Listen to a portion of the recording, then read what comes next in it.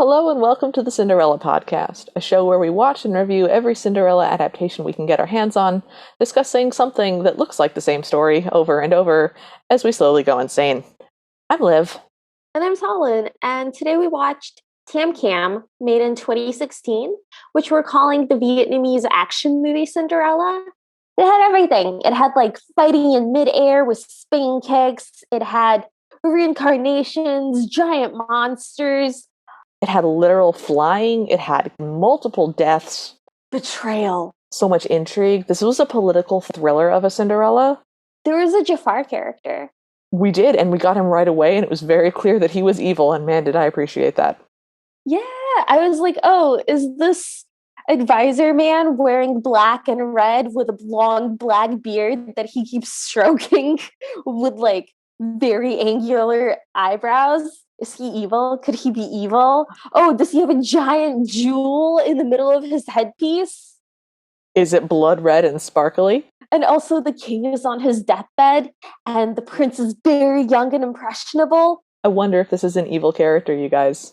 So, this is a modern spin on the Vietnamese version of Cinderella, which is very different from either Western version of Cinderella.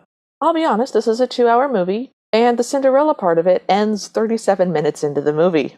We marked it. We did, because we were really confused and concerned about what was going to happen for the rest of the movie, and we hit that point a bunch of times, actually.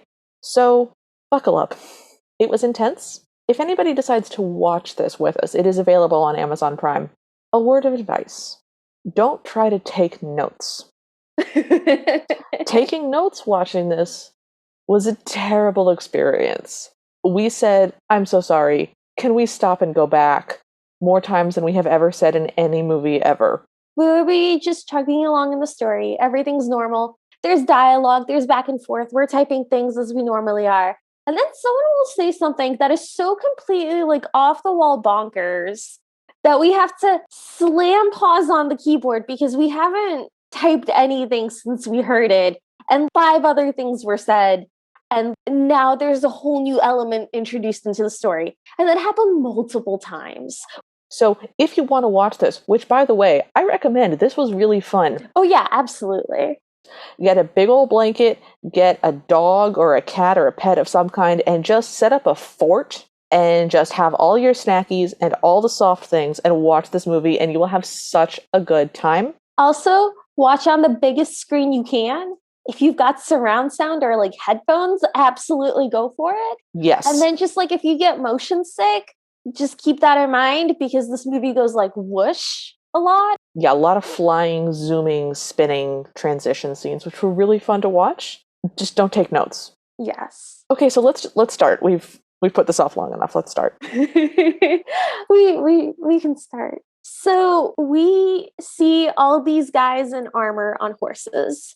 They're all in black, but there's one wearing sparkly gold, and obviously that's going to be our prince. Mm-hmm. And he's like a very handsome Vietnamese man. And he just looks very, very serious. He's got 2 friends. One of them has long black hair with red hair woven into it. Yeah. And the sides of his head are shaved. So his name is not red-haired guy, as I called him for the majority of the movie in my notes. It is Tran Bang. Mm-hmm. If we say Tran Bang or red-haired guy, that's the friend. Then we have Luke, who is also very young, very handsome. They all look like they could be in a boy band. I would 100% listen to that boy band. 100%. And like have posters of them up on my bedroom wall. Yes. So this guy has his hair pulled back. Some of it's in braids, but it's all kind of like in this chunky ponytail. And he's a little goofier. And he really wants to be like as close with the prince as Tran Bang. But he's like not quite there. And he's not as trusted. And he's not taken as seriously. I have him in my notes as stupid friend. Oh, poor Luke. Because I couldn't get his name until the last 15 minutes where I was like, oh, stupid friend is named Luke. Okay. Yeah. And both of these guys are generals, by the way, which is ridiculous because they're babies. Yeah. If they're like a day over 18, I'll be shocked. And then we have our prince, and the prince has a name. Nobody uses his name at any point, but his name is Hugh Long. And he has very long, straight black hair. and just makes like very serious face all the time. Mm-hmm. And he's like also very handsome. Did I say that they're all handsome? Because they're all very handsome. I actually found it like a little bit of an immersion issue. I couldn't suspend my disbelief. The stepmother's gorgeous. The stepsister's gorgeous. Our Cinderella is gorgeous. Everybody in the palace is gorgeous. Random servant girls, just beautiful. So we get over this shot of horses running very dramatically in this beautiful, rich, lush landscape of just rainforests and rivers and waterfalls and big cliffs. Very fantasy landscape. Picture the way that they filmed Lord of the Rings in terms of the sense of the expanse and the sense of the majesty of nature, that vibe. But with a lot more zooming and a lot more slow motion and like weird panning. In a rainforest, so much greener. Yes. Oh, and also there's a voiceover. Who is doing this voiceover? Was it the fairy godfather? Honest to God, I have no idea. It's an older man voice. Could be anybody saying, life is full of moments. Each moment is a gift that no one can take for granted. Everyone has hardships, and hidden in the mistakes that we've made are chances for happiness. Basically, you have to go through a bunch of hard things, but the good moments are absolutely worth it. We also see a young woman wearing the blue working kind of outfit with trousers, and she's carrying like a woven, almost straw-looking pot. And she's just walking in a field. And at this point, I didn't think it was Cinderella. I just thought it was a random lady. But this is Cinderella, and her name is Tam with a T. Yes. Her stepsister's name is Cam with a C. Because... Which made my notes very confusing. Me too. I'm going to struggle.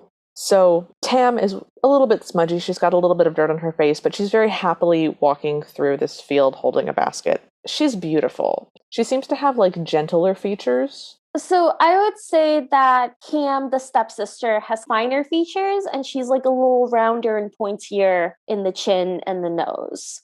Whereas Tam has sort of a wider face, and she's a little bit softer looking. Yeah. She has sort of a serene beauty to her as opposed to like a very striking beauty. Yeah. She looks like she's very sweet. The stepmother is also incredibly gorgeous in a very angular, sort of sharp way, and is exactly the same age as Tam and Cam, so... Well, she appears to be. The actress is actually about 10 years older, and she also directed this movie.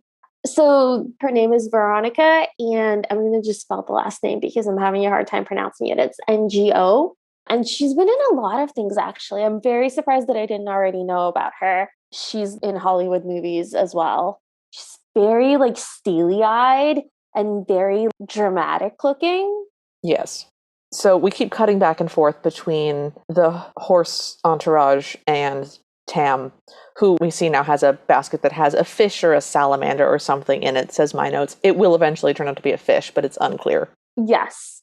And the shots between them start kind of speeding up. So it goes like a regular shot of Tam, and then another shot of the guys, and then Tam, and then the guys, and then Tam, and the guys, and Tam, and the guys. You get this intensity, and you're like, okay, something bad's about to happen. And so they, of course, intersect, and the horses nearly hit her, and she falls and drops her basket. Basically, the entourage yells at her for disrupting their ride, and she's just on her knees, bowing head to the ground, and just begging forgiveness. She says, please forgive your servant, like over and over again. It's upsetting how much she apologizes and begs for things. Okay, I didn't like Tam. I didn't like Tam either. Tam spends a lot of time like ugly crying in a way that's actively meant to be very annoying. Tam spends a lot of time crying, but she doesn't spend a lot of time problem solving. I really need my Cinderella to try a little bit. She was doing a lot of work, but she didn't really seem to be trying to get what she wanted. I don't know. She came across as a little ditzy to me, almost. I guess naive is what I'm thinking. I guess. And that's not my favorite trait in Cinderella. No. I also feel like she got a lot of comedic beats early on in a way that kind of messed with the characterization. I must have missed 100% of those comedic beats. That's okay. Well, she wasn't making jokes, like jokes were being made at her expense. Oh, at her expense, and she was making like a silly face. Yes, that did happen, and I didn't find any of them funny. Yes. Anyways, the prince dismounts, he tells his men to stop yelling at her. He asks if she's all right. He sort of kneels down in front of her and picks up her basket, and she looks up, and they have the most intense eye contact. Time slows down. It's great. We can hear the sound of the wind, and they're just connecting on like a soul level. A soul level. That's exactly it. We have not gotten eye contact this strong since Zolushka, the wispy Russian one. Yes, I fully believe that they're having their own magical space dance number in 100%. Their imaginations. 100%. But then she immediately gets yelled at for daring to look the prince in the face. And so she slams her head into the ground again and starts to cry and beg forgiveness. And then the prince gets back on his horse and they all ride away. We follow the prince and his entourage through this big aerial shot of greenery and a village and mountains and waterfalls. And we wind up at this, my note just says, Atlantis type city. So I looked it up, and it's actually meant to be set in Vietnam. That would make sense since it's Vietnamese. Yes, but it looks like it's magical, and we didn't know if it was meant to be a real location or not. Okay. So Wikipedia has translated from Vietnamese into English by like whatever algorithm is already on my computer. Says that it's the ancient country of Dai Viet. And it's the name of Vietnam that existed from 1054 to 1400. So there's that information for anyone who wants it. The point is, it's a very dramatic, beautiful city. There's also very dramatic music, and we zoom in very dramatically. Into a palace full of gold so we can see an old man on his deathbed. It's the king. He's dying. He tries to talk about trade to a neighboring kingdom, and the prince tells him not to worry, that he'll take care of it, that the tribute has been sent to this other country, which winds up being important, but I only have it in my notes as other country. It's Chinla. Chinla, okay. And that appears to be made up, as far as I can find, with the spelling that we got in the subtitles. My notes go into all caps then, and goes, evil advisor, all in red, shows up. I wrote in all caps, evil advisor, question mark, question mark, question mark. Okay, so he's referred to as the magistrate, but he has the role of evil advisor. Mm-hmm. He's decked out all in red. He's got a long black beard that he strokes when he's doing something evil. And he's wearing like a very tall, black, structured headpiece that's also kind of sheer and has like a big jewel in the center. Red, obviously. Obviously. So he is expressing his concerns that the kingdom can't be without a king, even for a day, and that the prince is very young, and that he needs to find a queen. And the prince is not interested. How could I think of a wife when my father is dying? And the father tells the prince to listen to the chief magistrate. He's been my loyal advisor for many years. And I'm like, has he, though? Has he? Okay. And then one of his friends, I think this is Tranbang. I just have him in the notes as pal at this point. Guys, it was really hard. We didn't know that these were going to be important characters. The prince doesn't seem to like them most of the time, quite honestly. They'll say things to him, and then he just looks straight ahead in a long-suffering way. Yeah. So one of them comes up and says, hey, I have important information.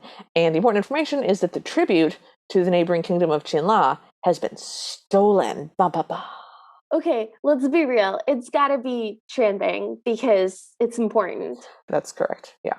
So then we get like very dramatic music after this reveal, and past their shoulders, we see the advisor looking straight at the camera, and then we zoom in on him. So in my notes, I just have in all caps, dun, dun, dun, evil advisor. Yep. My next note is big zoom to Cinderella's house. So she's put her fish into the well, and she recites it a poem. As she's feeding it.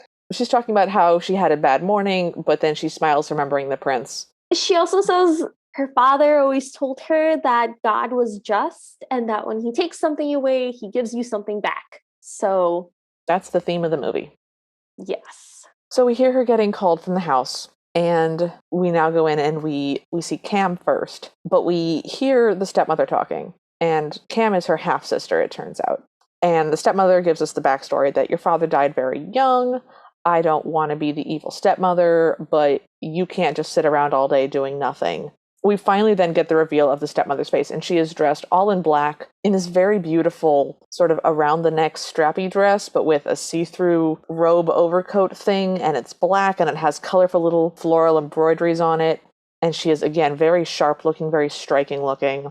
So Tam is retreating from her, and it's very visceral. And then she also calls her mother, which yeah. I hate. I hate that too. It was very upsetting. So the stepmother slaps her, and Tam says, I don't understand. I brought a whole basket of shrimp. Someone must have taken it. Tam keeps twisting her words like, oh, are you saying I stole it? No, I'm not saying you stole it. Oh, well, then you must be saying that something else.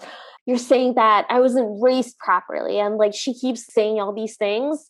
And the stepmother latches onto it and is like, is that what you're saying? And is playing along, essentially. Yeah. And then the stepmother grabs a reed, like a cane. Cam hands it to her. Right. And the stepmother proceeds to beat Cinderella with it around the like shoulders and legs and feet as Tam falls to the floor. Cam eventually stops the stepmother saying, hey, we do actually still need her to do the chores. Yeah. Cam is wearing a very weird sort of round red headdress and a red gown with like a teal robe over it. It's very colorful. It's very cheerful. It's a little bit garish. She's also, like we said, a very lovely girl. Indeed. And she's played to be kind of whiny and needy, but she's not played to have an ugly voice or a really annoying laugh or anything. She just, the second anything doesn't go the way she wants, she starts to whine pretty hideously about it. Mm-hmm. And then we have this like ridiculous slide transition where like it's like a PowerPoint transition, essentially. And we're back at the castle, and the prince is trying to figure out what to do about the missing tribute. He's really beating himself up about it. With father's sake, I shouldn't have let this happen. And he's getting conflicting advice. So his two general friends are like, oh, we should send the caravan. We'll just send it again. And we'll invite the princess to the upcoming festival. And we'll solidify relations. And everything's great. And then we go back to Tam. Mm-hmm. We see her limping as she walks to the well. It was heartbreaking. And she gives the fish in the well some rice and repeats the rhyme that she had always said to it, which is like, come eat rice from my hand. But it's not there. And she's really sad. She starts to cry and she puts her head down on the well. And then magic bubbles come from the corners of the screen and twinkle around her and become a blonde person. Yeah, we see them from the back. They're wearing all white and there's long white hair, but very like twinkly, bubbly effects around them. So I have ghosts, ? I have blonde bubble person, ? So this is her fairy godfather. He looks kind of like a younger man with a fake white beard. If anybody's ever watched Merlin, the new BBC show, well, new. He kind of looks like Merlin when he's pretending to be old. That's what he looks like. He's terrible. He mocks her. He's like, oh, so why are you crying again? And he keeps interrupting her every time he asks her a question. He's like, no, don't tell me. I already know everything. He's very dismissive of everything. And he says, oh, yeah, Cam killed the fish. And then he blames Tam for it, saying that it's her fault and that he told her to keep it a secret, which came out of nowhere. Yeah. We saw none of this happen. We only saw the fish once before. Not gonna lie. I was really happy that we did not emotionally bond to a fish and then watch it be killed. I was really happy that wasn't a scene that we got. That what? Great. I would draw any criticism, and you are correct. Mm-hmm. A lot of the early parts that seem to come out of nowhere are actually references to like well-known beats of the story of Tam and Cam, which is like the folktale it's based on. So we're just supposed to like know that this happened, I guess. Which, to be fair, this many Cinderellas in, and having already watched Yeshen, we did know what was happening. Mm-hmm. But then he says, don't you get tired of crying all the time? I don't like him. I'm tired watching you. He's the worst. He also has sort of a Gandalf staff with like a window charm attached to it, like one of those bright, sparkly things that you hang in windows. He's got like a little crystal orb in it. It's a very like Santa Claus staff. Santa Claus doesn't have a staff, though. Well, the Russian one does. Okay, that I believe. So he tells her to find the fish bones and bury them in the four corners of the yard in pots. And then he starts to mimic her mockingly. He's like, oh, how will I do that? How will I find that? She doesn't say any of that. He like preemptively mocks her. Yeah. And he's like, I'll just do it for you. And then he magics all the bones into pots in front of her and then says, these will be very useful, but you have to keep them a secret. And then he dissolves back into bubbles. Yep. And then we cut to like the town square or whatever. And we see a guy post an announcement onto a wall and kind of get mobbed by all the people. And he tells them to stand back and he clutches a fan. And I've just called him announcer guy this whole time in my notes. But he's like very campy. Yeah. So I just have him as royal messenger. And I didn't get any of his exact lines. He appears to be talking in a southern accent. Or like a very modern vernacular. He's using more slang. Yeah, like the subtitles use the words y'all and ain't. It's just bizarre. He seemed very queer-coded. Yeah. Okay, so if you picture like the voice of Jonathan Van Ness from Queer Eye, that was that vibe, but in Vietnamese. Yes. He says, listen, so basically, the prince is going to choose a wife. Like, that's literally what he says. He says, basically. And the important thing is that all women and girls, high class and lowborn, have the chance to be queen. If you ain't too busy, come by. And if you are busy, come anyway. It'll be a hoot. I couldn't type it because I couldn't make my fingers hit the letters. My brain was just short-circuited. I love Messenger Guy. He seems like he'd be a lot of fun to go get coffee with. Cam was obviously in this gathering and she's very excited. And so she runs back to the house and she tells her mother the news as Tam is washing their mother's feet. They are talking excitedly about how Cam is the most beautiful girl in the whole kingdom. And then Cam realizes a flaw in this and she goes, wait, there's going to be princesses and they'll have fancy dresses and I only have this one dress. I want to be the most beautiful. And if I'm not, I'm going to die. I'll just die. Literally, Cam is all about that. If this doesn't work out for me, I'm going to die. She does that a lot. Yeah, and the stepmother we have here is the variant that's like very into her daughter. So she goes, oh no, my daughter, my beautiful daughter, of course, for my beautiful daughter, a beautiful dress, I will commission the best. And then from her seat on the floor, Tam says, the festival sounds like fun. And Cam is like, oh, it looks like someone wants to go to the festival. And Tam is like, I would actually like to go. And the stepmother says, fine, you can go as long as you finish your chores that day. Oh, we've heard this one before. Yeah, so we know where this is going. I really liked this chore montage. I thought this was a fun chore montage. It was very well done. There was a lot of zooming in and zooming out and seeing multiple chores being done at the same time and like different squares on the screen. Yeah, we got split screens. And through it, we see Cam trying on dresses in the background. So as Cinderella's running around, past her shoulder, we see Cam just throwing fabric everywhere. And I thought it was just such a great contrast.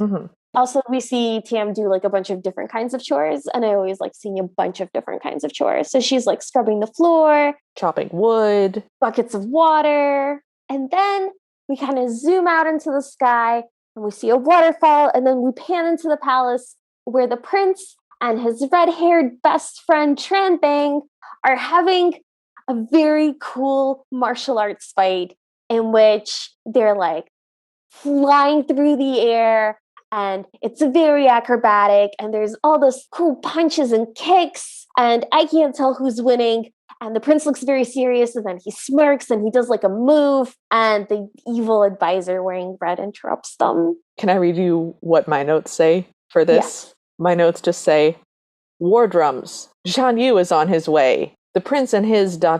sexy man friends are practicing dance fighting. Hype monks.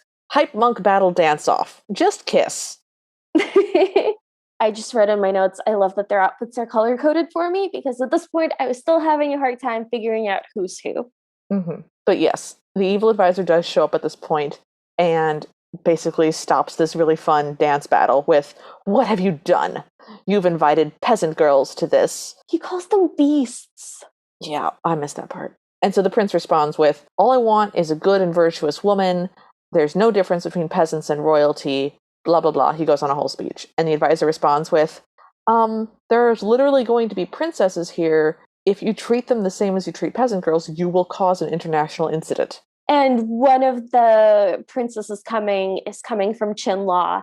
Mm-hmm. So the advisor goes, please think carefully, Your Highness. And then in parentheses, I have looks evilly at the camera.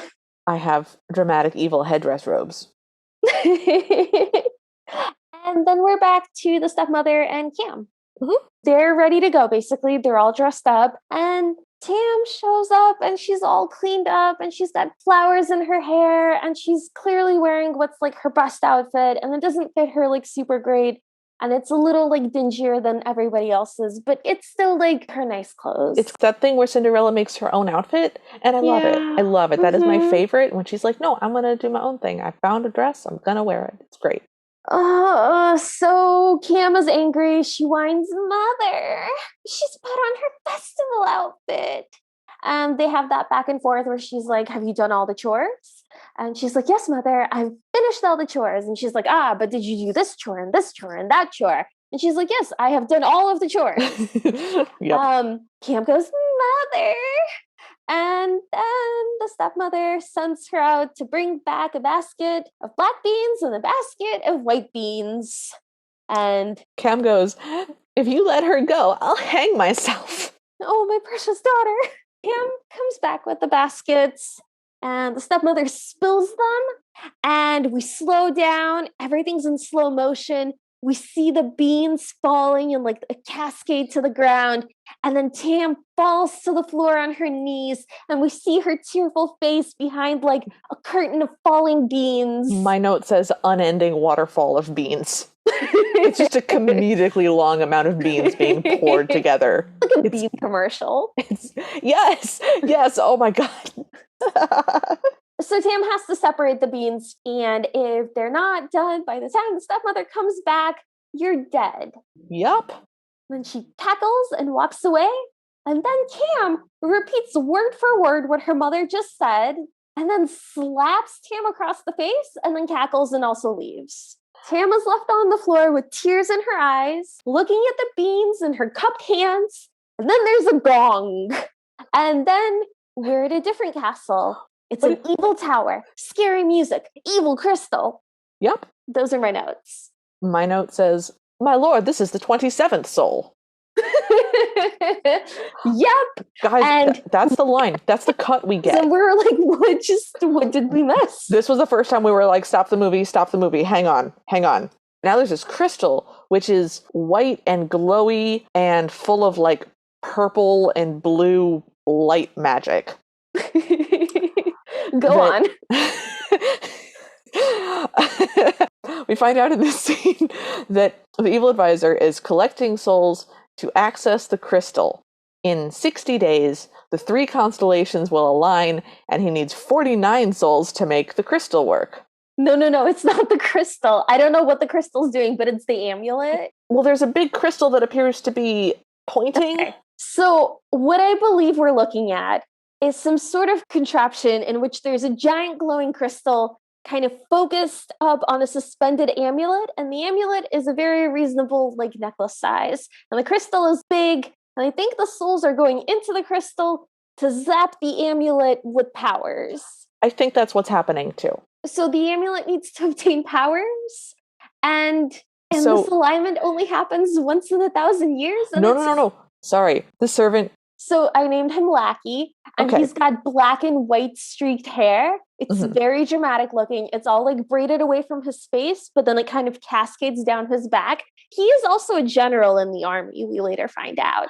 They made these guys surprisingly recognizable. Like, they gave them very distinguishing haircuts for people who are dressed all in black and are all roughly the same age and extremely attractive in the exact same way. Yeah. I really appreciated the different haircuts. Oh, absolutely. I wish their names had been used more in conversation, like in the dialogue. So the lackey says, finding souls that have the right birthday, month, and year is very difficult. And the evil advisor turns and growls at him and sort of roars that this alignment will only happen once in thousands of years. Just an unspecified number of thousands. Oh boy. And if he misses it, his opportunity to become human will be lost.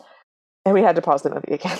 The lackey has dropped to his knees and is begging for patience. The evil advisor praises him for his good work on the tribute caravan, and we see that the tribute caravan was murdered. And we get like a flashback, and it's the soldiers of the kingdom killing other soldiers of the kingdom. So this is like factions. Yes. The evil advisor asks how the queen-to-be selection is going, and the lackey says, only the ones that we have chosen will be able to get close to the prince tomorrow. At the festival.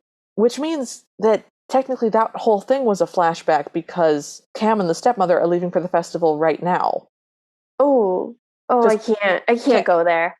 So then I love this transition. We zoom in on the symbol on the lackey's like armor. Mm-hmm. And then we transition to that same symbol on a bunch of like banners, and we're at the festival. Yes, and it looks like a really fun festival. It looks really nice.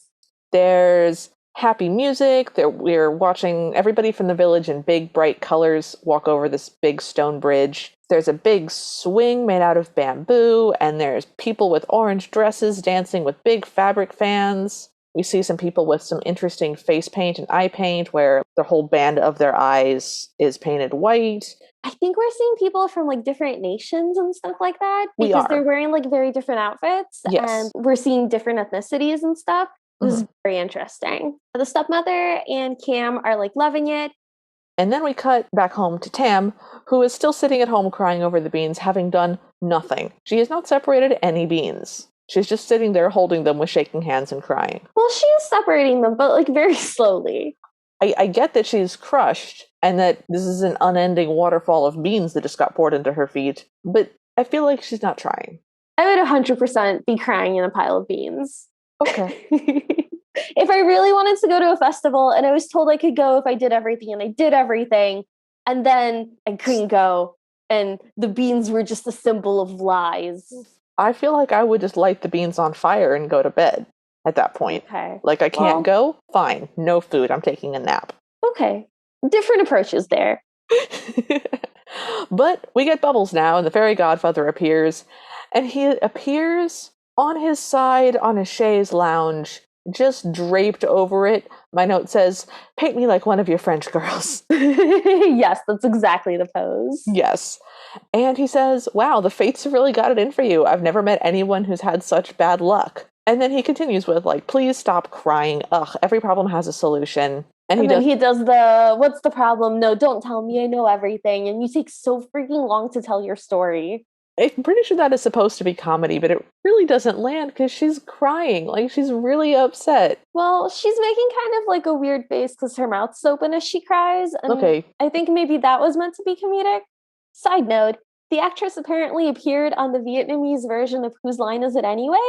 And I want to know if she was like a regular on there or if she was just a special episode guest star as part of publicity for something. I have no idea. But if she's funny, I didn't see it. Yeah. So talking about the stepfamily, the fairy godfather says, those two are so evil, they never stop. Like the Energizer Bunny. Yeah. Okay, good. I didn't hallucinate that. No, that really happened? I put that down too. I didn't like that. It was very anachronistic and weird. So he makes fun of her some more and then decides that he's very smart and she's going to get the jars with the fish bones and then they're going to send her to the festival. Mm-hmm. And then we're back at the festival and the announcer guy from before is back and he's welcoming all y'all fine ladies to meet the prince. The princess is on parade like a real one. The princess is on parade. We're so happy. He introduces princesses from faraway lands. And they all have like very long names and very intricate titles. And he describes if they have like a special talent or interest. And then he looks at the prince and is like, what do you think, Your Highness? And the prince looks like not into it and like slightly shakes his head. And the announcer guy is like, well, you're done. You're done. Next, please. And then we cut back to the house. Tam has brought the jars for her godfather. He hits the ground dramatically with his Santa staff.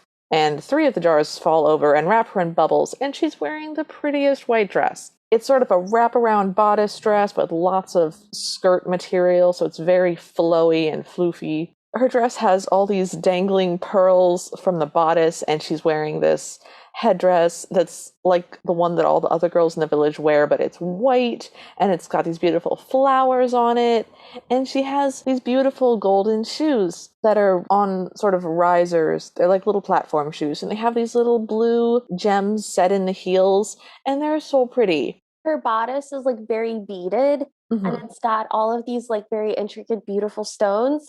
And then there's like this beautiful embroidered golden bird with like little colors in its belly, and it's gorgeous. It's genuinely lovely. I think I gasped out loud when we saw her dress. Me too. So the Godfather now realizes that the fourth jar didn't break, so he just knocks it over. Bubbles spill out of it, which turn into a glass horse, which then becomes a real horse. And it was a really cool transformation. I thought it was lovely. It's like a beautiful white horse for Tam, and she like climbs up on it to ride away. And the Godfather yells, "Hurry up and find happiness for yourself. And remember, the bigger the happiness, the bigger the trial." Yep. And she's just riding full tilt, and as she crosses a large bridge, she loses her shoe. And Talon and I are like, hold on, wait, I have questions. She does not stop, and she doesn't go back to get it, even though she must know she's only wearing one shoe. Oh, she notices. She looks back at it and sort of goes, oh well, shrug, move on. Now we're at the festival again, and we see some more princesses on parade. We sort of cut between what's happening in the throne room and Tam, and we see her wandering in literally just wearing one shoe, which is now a full 2 inches higher than her bare foot. Yep. So she just kind of like stutter walks. It's great. But she's delighted. She's looking around. She's smiling. She's so happy. She's so happy to be there, you guys. And she's so pretty, and people are smiling at her. Like, they're happy to see her. They're enjoying her beauty. Like, her beauty is bringing them joy. It is like the most incredibly wholesome thing I've ever seen. I loved it. And so we get more princesses. Some of them are good at silk painting and belly dancing. Then the prince does a dramatic hand thwomp on his throne and tells everyone to be quiet. Okay, to be fair, his two general friends have been standing on either side of him and like talking over his head, being like, "Why can't you pick a princess? Just pick a princess. Do you want me to pick a princess for you? Your Highness, I'll pick a princess for you." And just like back and forth like that. So his reaction is a lot more reasonable than it initially sounded. Just then, it is the turn of the Princess of Chinla, and the ambassador is there as well, and he is wearing full face paint, so sort of a black line across his nose, and then painted bright yellow beneath. I didn't know if that was like a reasonable representation of just a different ethnic group, or if that was like a racially insensitive thing. Well, like I said, I couldn't find any mention of Chinla being a real place. So it looks like they just made something up, and it came across as like very indigenous people caricature. It did. I know nothing about Vietnamese culture. My bad. So if this is culturally offensive and we have Vietnamese listeners, please write to us. We'd like to learn. Also, if it is, we're sorry. We're trying, but we're probably messing up. And yeah, we're sorry. Anyways, so this princess is now super mad because she just came out to do her parade thing, and the prince just storms off. The ambassador is super mad. My note goes, "I twitchy mad." Yeah, he's like, this has been a political offense. Yeah, which, to be fair, it was. Yes. So the prince is riding away on his horse in a snit, essentially. And his friends right after him just being like, "Your Highness, Your Highness, Your Highness, Your Highness." Oh, so we just get that for a while. Okay, so Tran Bang, it's like, you have to calm down. And then Luke is the one who's like, yeah, who cares? Just like marry whoever after you're king. And that's not very helpful in the moment. Everyone's annoyed. And then Tran Bang says, what you want isn't important. National security is important. You just offended the princess on the emissary. And you can see the dawning realization on the prince's face. And he's like, oh my God, what have I done? And his friend has like spoken reason into him, and he's been receptive to it, which I thought was very interesting. Yeah, it's a good quality to see in a prince. And we hear like wind sounds again. Wind sounds are going to be the sounds of fate, by the way. The sound that fate makes is the breeze blows. The horse is startled by something shiny in the water. And the prince is like, "That's shiny. Go get it for me." And so he sends Luke. So Luke goes and pulls the lily pad floaty thing back to him, and he's like, it's a shoe. And my note goes, wind blows dramatically, all caps. He says, a slipper of exquisite beauty. And he brings it to the prince. He's like entranced. And he says, I'm not allowed to decide for myself. Then I'll let fate decide. And I love that he's just going to marry someone random out of spite. Me too. I loved that. I thought that was fantastic. I love that he's acting out because he has no control over his life. And he's just thrown his hands up in the air and been like, who cares? Yeah. So we cut back to the festival. The announcer guy, who is wearing all blue, by the way, he is now announcing that the prince will marry whoever fits into the shoe. And you can tell that he's a little confused. And you can tell that all the girls are also a little confused. He tells them all to line up. And they do. Yeah. The screen cuts into triple. Mm-hmm. So we get to watch a bunch of different people trying on the shoe. Yeah. We see a bunch of girls put it on and they can't get into it because they're too fat or their feet are too big or whatever. And then it's Cam's turn and she can put the shoe on. She fits. Well, not fits. It's way too big for her. She very visibly slides her foot back into the heel of the shoe so that it looks like it fits. The messenger points out, he's like, that shoe's way too big for her. And the stepmother's like, no, it fits her. It fits her perfectly. And this is my daughter. She is the queen now. Yes. And so the messenger pushes Cam's foot forward and sticks his entire finger behind her heel. And it's like, no, wrong by an inch is wrong by a mile. And the stepmother fans herself aggressively. And she's like still trying to sell her daughter. She's like, who cares? Who else has beautiful feet like Lotus? The messenger is like, no, it has to be exact. The prince is like, it has to fit exactly. The stepmother is mad and Cam is like pouting. And the advisor, who's been looking very worried this whole time, strokes his beard. Yeah, he's evil in the corner. Yes. And then Tam wanders through the crowd, still just looking around like a complete goofball. She literally has no idea what's going on. She makes it to the front of the crowd without realizing what's happening, sees her shoe there, and just walks up to the shoe. And the messenger is like, hey, why haven't you stayed in line? And she's like, oh, I'm sorry, this is my slipper. And they demand evidence. And of course, she puts it on and it fits. We get twinkle music. We get twinkle music. And she picks up her skirt and shows the other one on her other foot, obviously. And then she smiles, and I have in all caps, she doesn't know what's happening. She literally doesn't know that she's about to marry the prince. She has no idea. So the prince like slowly walks over to her and he goes, it's you. And she goes, Your Highness. And they make extreme eye contact again. Meanwhile, Cam and the stepmother are like, oh, is that Tam? That's Tam. That's impossible. The room starts spinning around. The prince and Tam, as they're just like making googly eyes at each other, the camera's just whipping around them in like a cyclone. Yeah. And then they're wearing different outfits and they're just having like tea on a balcony. And at this point, we hit pause again because this is when we realized that we were 30 minutes into the movie, but Cinderella, like, it's her happily ever after now. Yeah, we were concerned. And then Liv reminded me about the soul guy. I was like, oh my God, I forgot about all the souls going on with the advisor. And then I reminded Talon that there is going to be a werewolf in this movie at some point. And you have to explain why you know that. Oh, I know. Sorry. So I had read one of the IMDb reviews of this because I was trying to find a plot synopsis, and that was unavailable for me. But there was a review that said that the third act got a little bit weird. What with the boss battle between a giant scorpion thingy and a werewolf monster. Well, part of the Cinderella story is the giant scorpion and the werewolf monster. We have questions.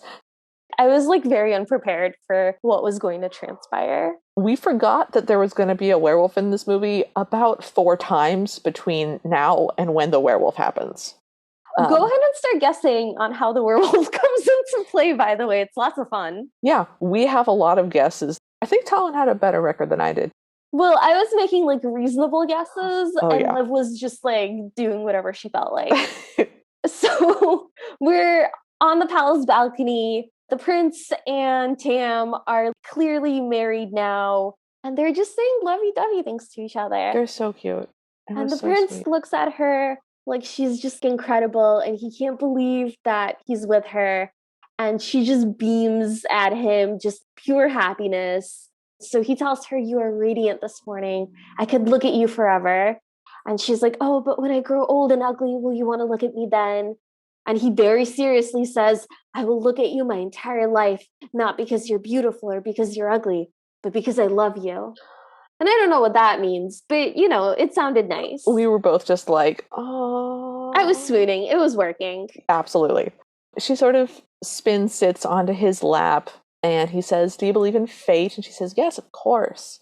And he says, "When we met on the road and when I found your slipper, God did this to bring us together." She says, "I believe our happiness today is the result of our struggles in the past." He says, "From now on, I will bring you happiness. You need search and struggle no longer." And he leans in to kiss her, and she sort of pulls away, sort of coyly.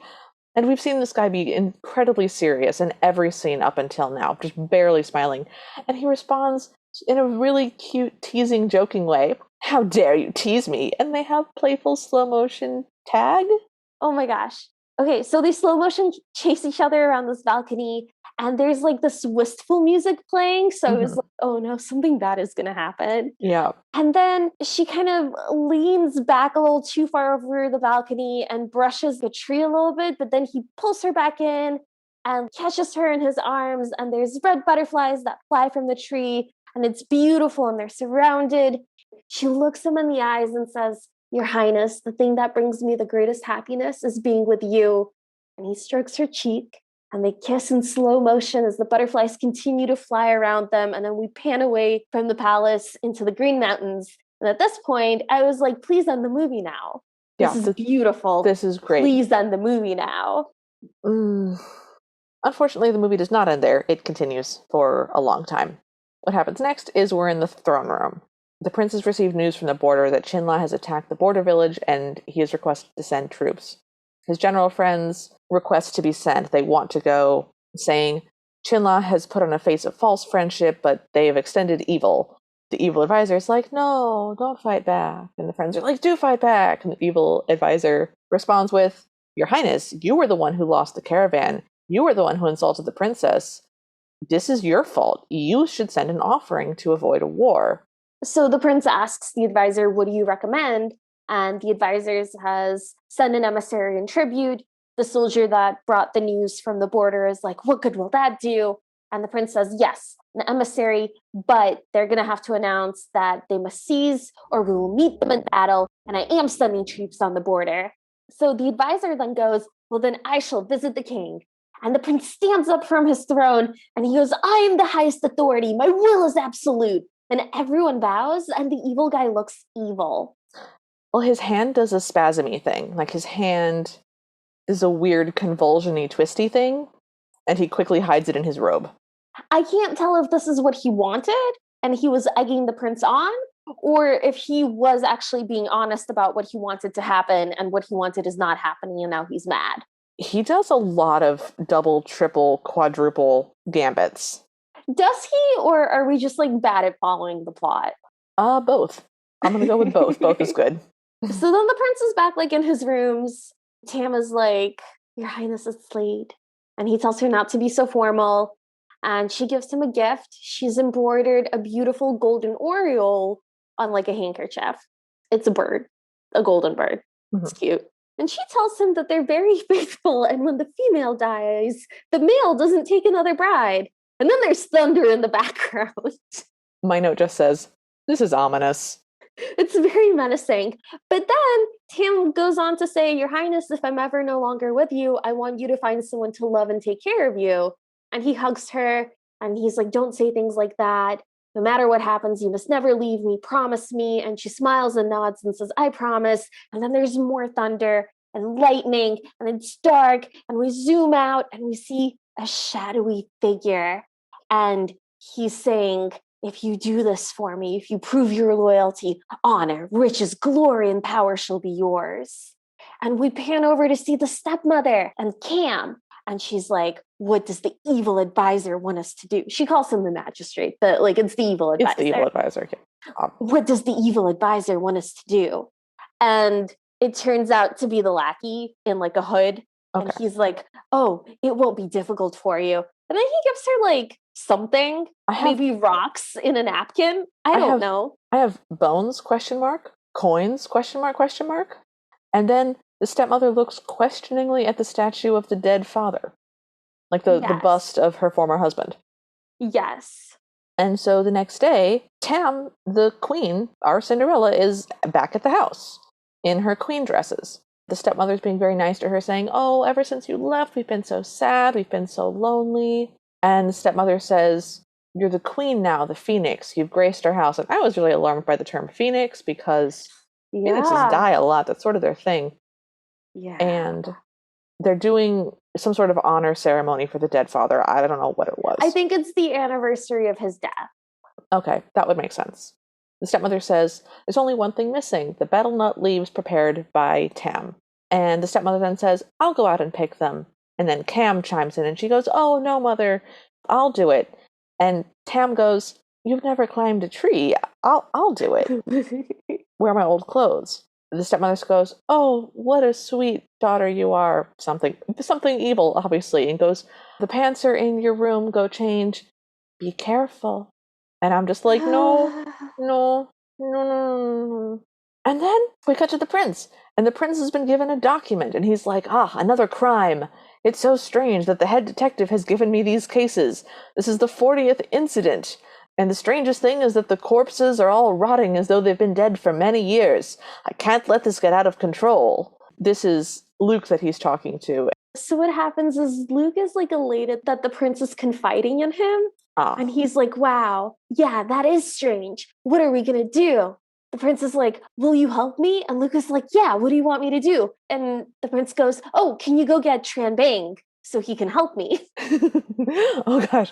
Okay, I missed that because I hadn't figured out who the friends were yet.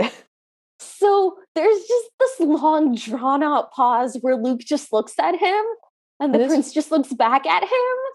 And then he's like, oh, okay. And turns around and like crotchety mumbles to himself. It's all about Tran Bang, but what about me?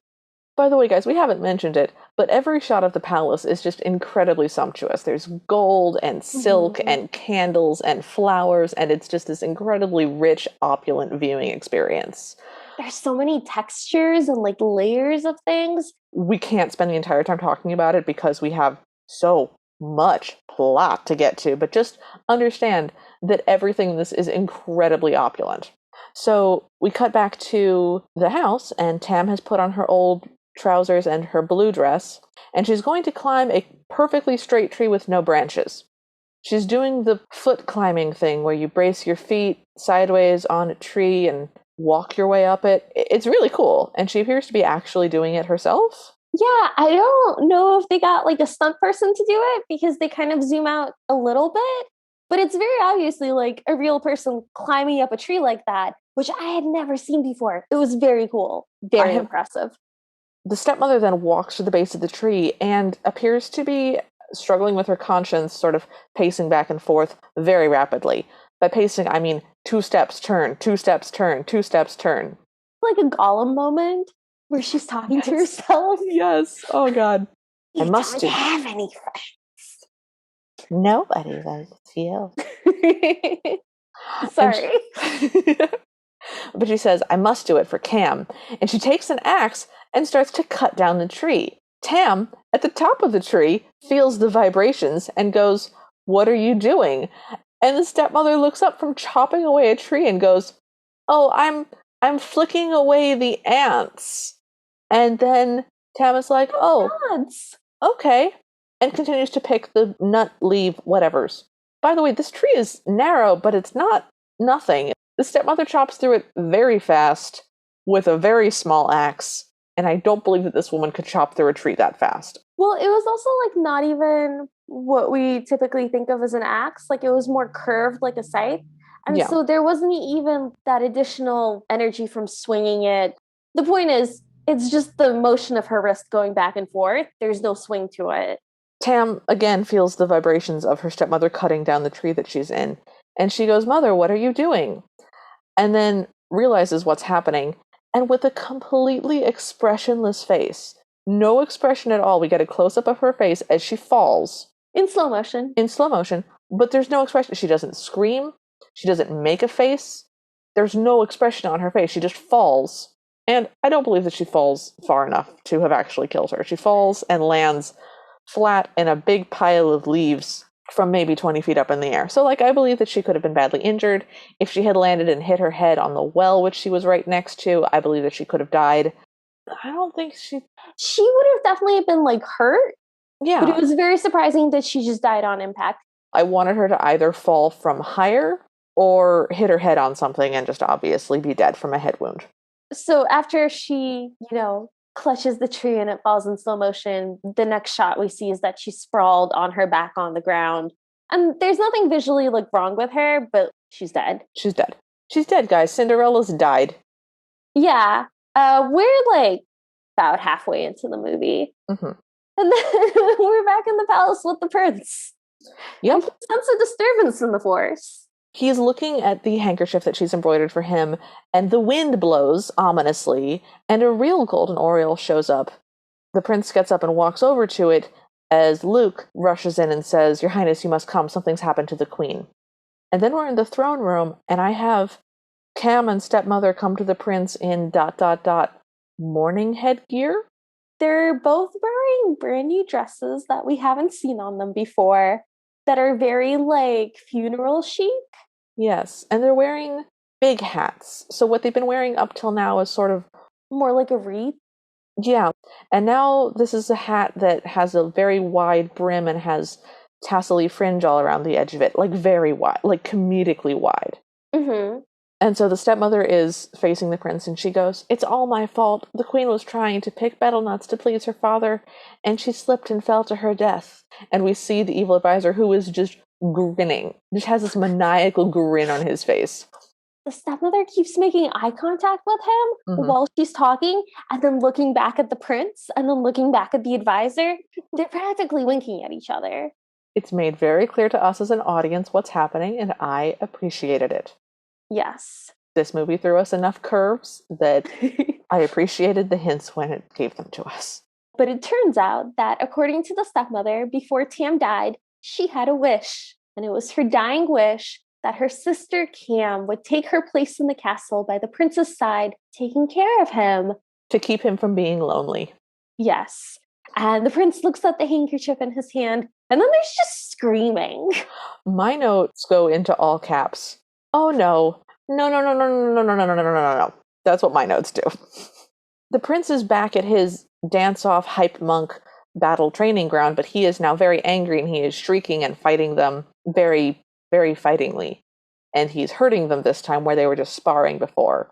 There's a voiceover of Tam telling him everything will be fine, and 5 of his friends hold him down, but he just flings them into the air because we've gotten to the superhuman part of this movie. Tran Bang shows up and is like, "I'll fight you." And you want to fight? I'll fight you. It's so dramatic. And they slap each other across the face, and then they grab each other's wrists into wrist control, and they do a slow-mo fight, and they both fall down in the air over each other, upwards, and then back. They both end up flat on their backs on the ground, looking at the sky, and we hear Tam's voiceover saying that her happiness was being with the prince. And a little bird flies over, and then we're back to the prince in a different desk room, with Tran Bang asking how he's doing. So I don't know if that was the thing that happened in his head. It must have really happened, but the way that it was presented was very whoosh, different outfit, voiceover. I think that we saw a real fight scene, but what we were experiencing was his mental journey with all the voiceovers and stuff. Okay. Anyway, so Tran Bang asks how he's doing, and the prince says that he just feels so powerless. And then Luke shows up and says, "News from the border, the emissary has been killed." The emissary that was like, "You can't mess with us anymore." That guy. That he's dead. I think it's very silly. But the evil guy shows up and now is on board with his war. And he's like, "Yes, that's an insult. We can't let this go. But we can't afford an invasion. We must gather our army and drive them across the border." And the prince is like, "No, I don't like that plan. That's dangerous." You know what I wrote for this part? What? Points at map and explains.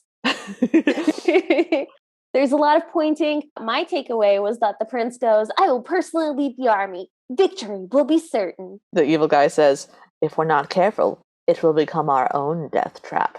So this is where I think he might be goading the prince, because he goes, this is a serious matter of national security and not. And he looks directly at the prince and goes, a child's game. I think he's actively taking jabs at the fact that the prince is young to goad him into making a rash decision. Which makes sense. We find out later that his plan is a very Richelieu plan.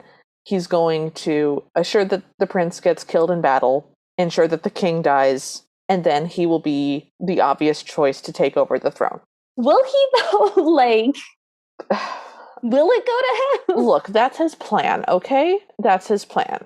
We cut now to a meeting between the evil advisor and the ambassador emissary person from Chinla. The evil advisor gives him a big box of gold, and they make deals about what they're going to get in exchange for whatever deal they're making. Now we get to cut back to the prince's room. This is the same balcony that he was on with Tam, and he is very sad. Cam is there doing a sexy dance. I have sexy dance in my notes too. She's wearing a red dress that has sort of long, drapey, flowy, see-through sleeves. She's not dancing terribly well. The prince is really bored. Not really looking at her. She's sort of moving her arms around very slowly and then pausing in a pose and then move slowly to a different pose. It looks very elegant and graceful, but it's not like actually very sexy, and it's also not like very interesting to watch. No, not at all. But suddenly it's Tam. He just starts hallucinating her face. The dance eventually ends and it's Cam again, and he's very sad about this. And he reluctantly applauds. And she gets very whiny. She's like, are you listening to me? I've been here a month and you don't pay attention to me.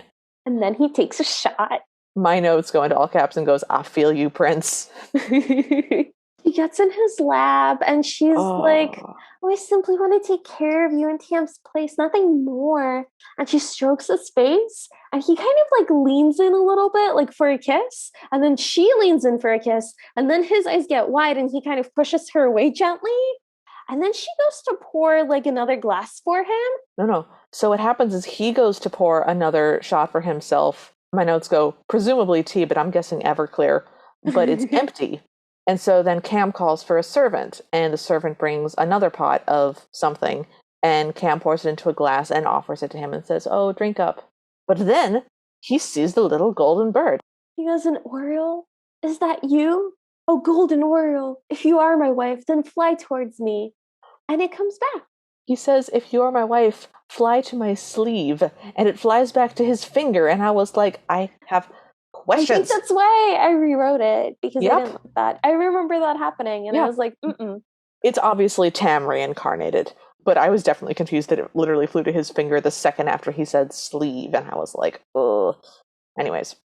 So he smiles down at the bird, and then Cam swipes it away and just shoos the bird off and goes, come drink with me.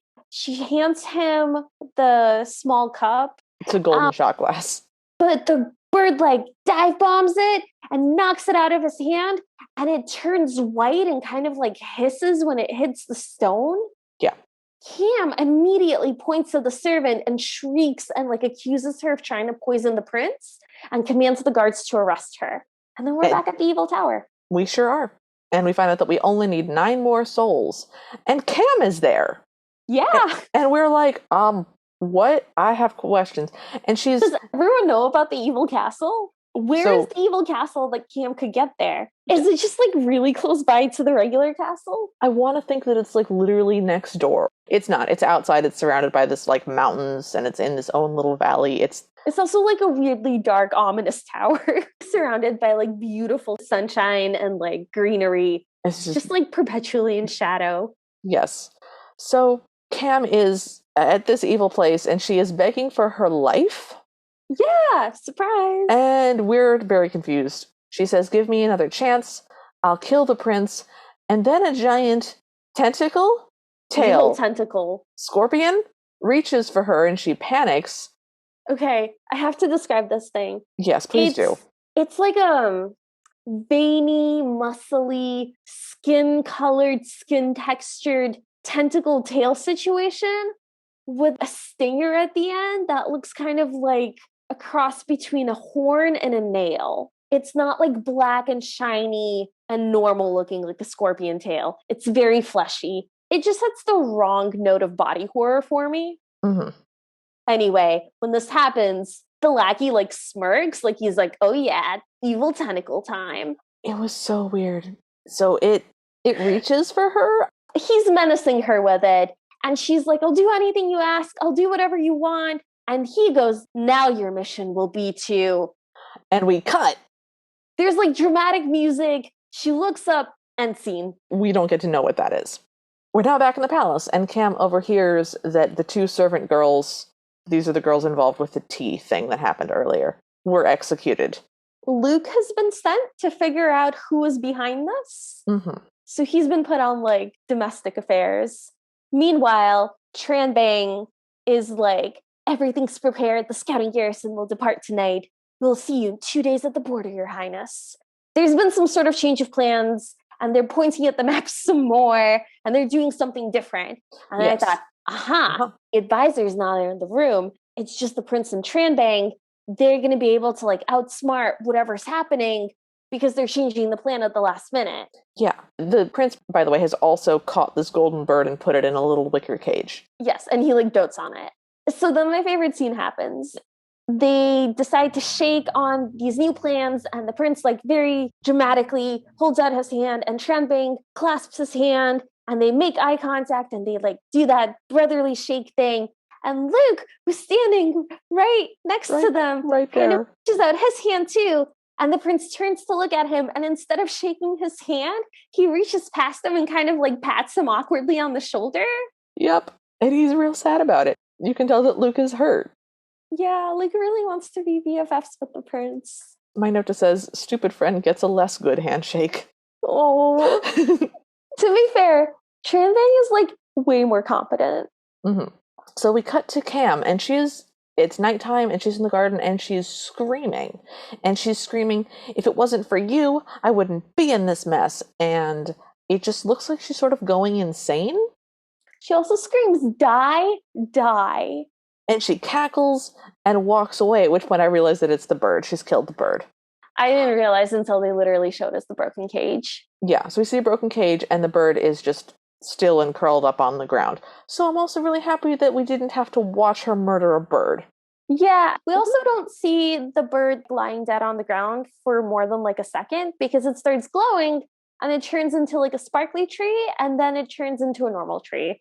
And it grows into a giant lilac tree like overnight.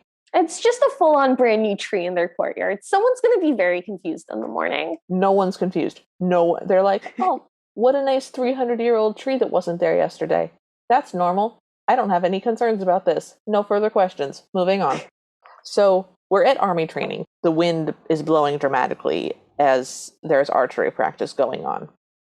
Do you know who's in charge of training? It's not the prince. The prince is just observing.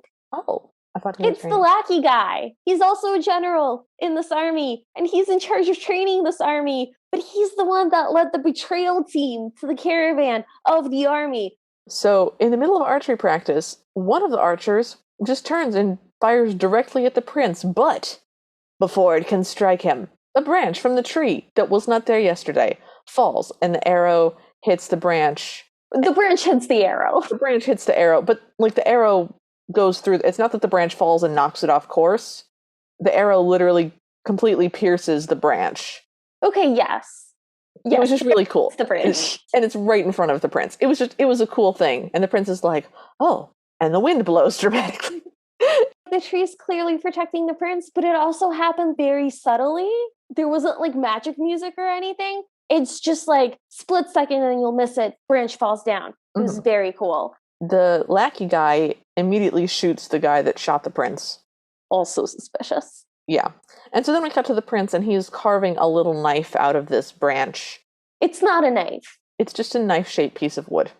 As Luke is monologuing about just stuff. Well, at one point he says, could it be a ghost? No, that's impossible. The prince is just sort of pondering I feel like something is protecting me. Oh, I found out Lackey's name in my notes finally. Thatch Bien. We're going to keep calling him Lackey. Yeah, but his name is Thatch Bien. And then Luke actually has something to offer. And he goes, oh, hey, if that Bien hadn't been so keen on protecting you, we could have questioned the guy. And it dawns on the prince, and he goes, protecting me or protecting himself? My notes just go, a clue. Then he goes, Luke, I have a mission for you, but you must stay here and you have to protect this at all costs. And then he gives him a black bundle of some kind. We later discovered it's the royal seal, but I was baffled.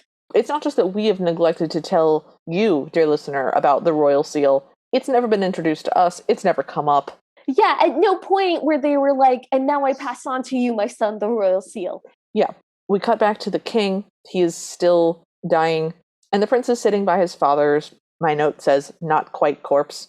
And he's saying, the enemy is many, and many people don't support me. And his father's soul speaks back to him, I guess. There's a voiceover, is how we're experiencing this, of them having a conversation that they have never actually had, I don't believe. And neither of their lips are moving. Mm-hmm. But the father speaks back to him and says, believe in yourself, you must continue without me. We get a very dramatic, the army is marching out scene, and we get a special little sparkle outline to show us that this wooden knife carving is tucked into the prince's boot. And he's also wearing his beautiful golden armor from when we first saw him, and I was very pleased. The horses are beautiful. It's really well choreographed. It's very expansive. And then I just have evil guy laughs evilly. Very cool transition from sort of a board game view to an actual valley. Yeah. And so now we're in an army. Like, we're in an actual battle now. The other side are wearing red tassel half jackets and skull masks, which is distinctive indeed, but not anything like what we've seen from Chinla. So I was really confused about who these people were.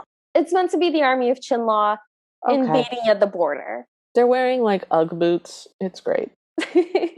We get a very intense battle scene. And then... Okay, so what happens is we keep hearing the magistrate, the evil advisor, just cackling in like a voiceover. Just, guys, it's the entire time. It's just, mwahaha, mwahaha. It's the best. We get this kind of like montage of the magistrate guy doing evil things, and then we go back into the battle where the prince is swinging his sword very dramatically, and then he kind of looks around in confusion, and there's quite a bit of death all around him, and Tran Bang is there, and he's like, Your Highness? And then the prince is informed that both of their other armies have been slaughtered, and he's confused. He's like, but how did the enemy know? And Tran Bang goes, follow me, I know a safe place. And there's just nobody left. The prince looks around in slow motion, and the Chinla army just keeps coming, and he gets on his horse and he follows Tran Bang, and they just ride off. And I'm like, can you do that when you're leading an army without telling anyone? Aren't you supposed to tell people that you're retreating? If they're all dead, I don't think you have to tell them that you're retreating. I think you can just go at that point, because they're literally all dead. There's a long riding montage, and we see the prince following Tran Bang through all of this different terrain and scenery. And then they just kind of stop in this like mountain cliff side. Yep. And the prince finally thinks to ask, where are my troops? And very dramatically, Tran Bang goes, they're all dead. I guess this is a sign that he has betrayed the prince somehow, because the prince goes, so it was you who I trusted the most. And I was like, no, it was Tran Bang who I trusted the most. We were shook. We were astounded, because we were like, oh, if any of the friends are going to betray him, it's obviously going to be Luke, who's been vying for a higher position and to be trusted and respected, as the prince obviously does not trust or respect him. He's going to be petty. He's going to want revenge. He's going to try to get back at the prince for like a perceived slight. No, it was Tran Bang, the capable, smart, handsome friend all along. Yeah. And so then Tran Bang and the prince both literally fly off of their horses and have into the air, literally flying. They have a sword fight, big dramatic sword fight. It's very dramatic. It's very well choreographed. There's a lot more jumping high into the air and fighting in midair. There's a lot of fly fighting. So Tran Bang does like a big thrust of his sword at the prince, and the prince literally grabs the sword with his hand to stop it from hitting him, and he manages to throw Tran Bang to the earth, where Tran Bang then picks up a handful of dirt and throws it at the prince, and then runs through the air, multiple steps, 6 or 7 steps, through the air to kick the prince's helmet off. But the prince grabs his feet in midair and spins him. It's great. And then Tranbane goes, you chose this ending, but you won't leave this world peacefully like the king did. And the prince goes, father?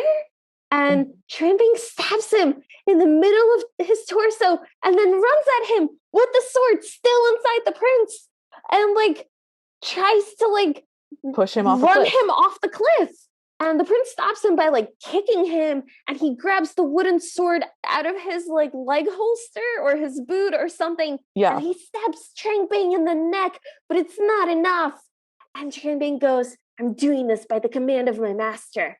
Now you must die. And he Sparta kicks him off the cliff, and the prince falls, like off a cliff, presumably to his death. So when Tranbane stabs the prince breaks the sword to get it out of his body, is what I see. You shouldn't do that. No. Oh, okay. By the way, we kind of glossed over this, but Cam poisons the sleeping king. Oh yeah, we see that in one of the quick shots. Yeah, she just had like a vial of poison and she pours it into his mouth, and that's how we know that the king is dead. Yes. Also, during that quick montage, during the battle scenes, we also saw a quick shot of Luke jumping out of a window in the palace. So Luke is on the move with the velvet mystery bundle. Yes. But at this point, Tranbane takes the little wooden knife carving out of his neck. It's been in the big muscle between his shoulder and his collarbone, essentially. It's very metal, the way he just pulls it out. He shouldn't have done that, by the way. No. Don't take medical advice from a podcast, but... Or at least not this podcast. At least not this one, but don't take stuff out of a puncture wound, leave it in there. It's what's keeping you alive. Don't take it out. But he takes it out, and he drops it off the cliff where it falls straight. And we see that the prince is hanging by his fingertips off of a ledge of the cliff. The stake, like the wooden carved knife, somehow plants itself into the side of the wall and grows into a sparkly giant tree with a big canopy. And the canopy kind of cushions the prince's fall. Yeah. And then we fade to white. We see like sunshine through tree leaves. We get quiet birds chirping, and a fat peasant lady walks by. So this villager woman goes, oh, decandra fruit, you smell so sweet. And she looks up and there's the single golden fruit growing on this tree. And so I looked this up because I haven't heard of it, but it's known as like the golden apple. And they're known for having a strong fragrant smell. They only look like apples kind of from the outside. It's about the size of a cantaloupe, if that helps.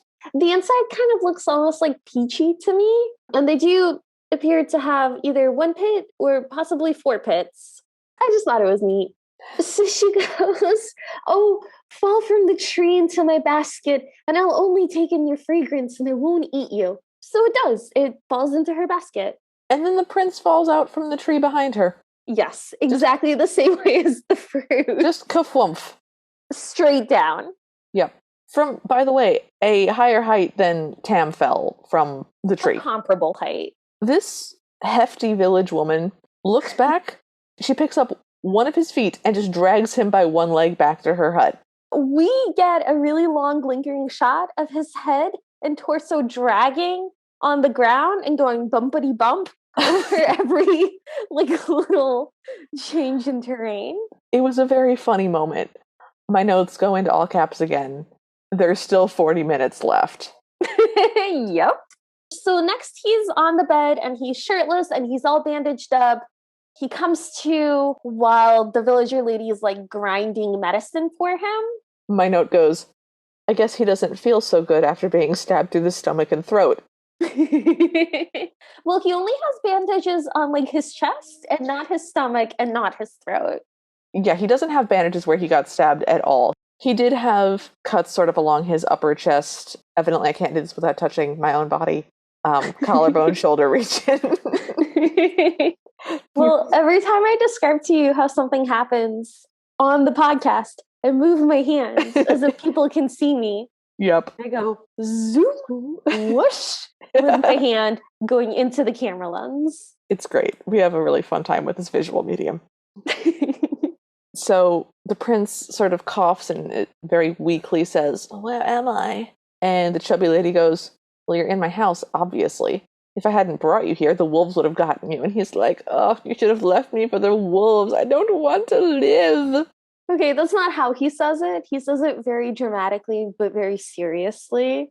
Like, he's not whining. He's like very matter of fact about it. Okay. He's like, you should have left me to the woods. I don't want to live. Okay, but it's still funny.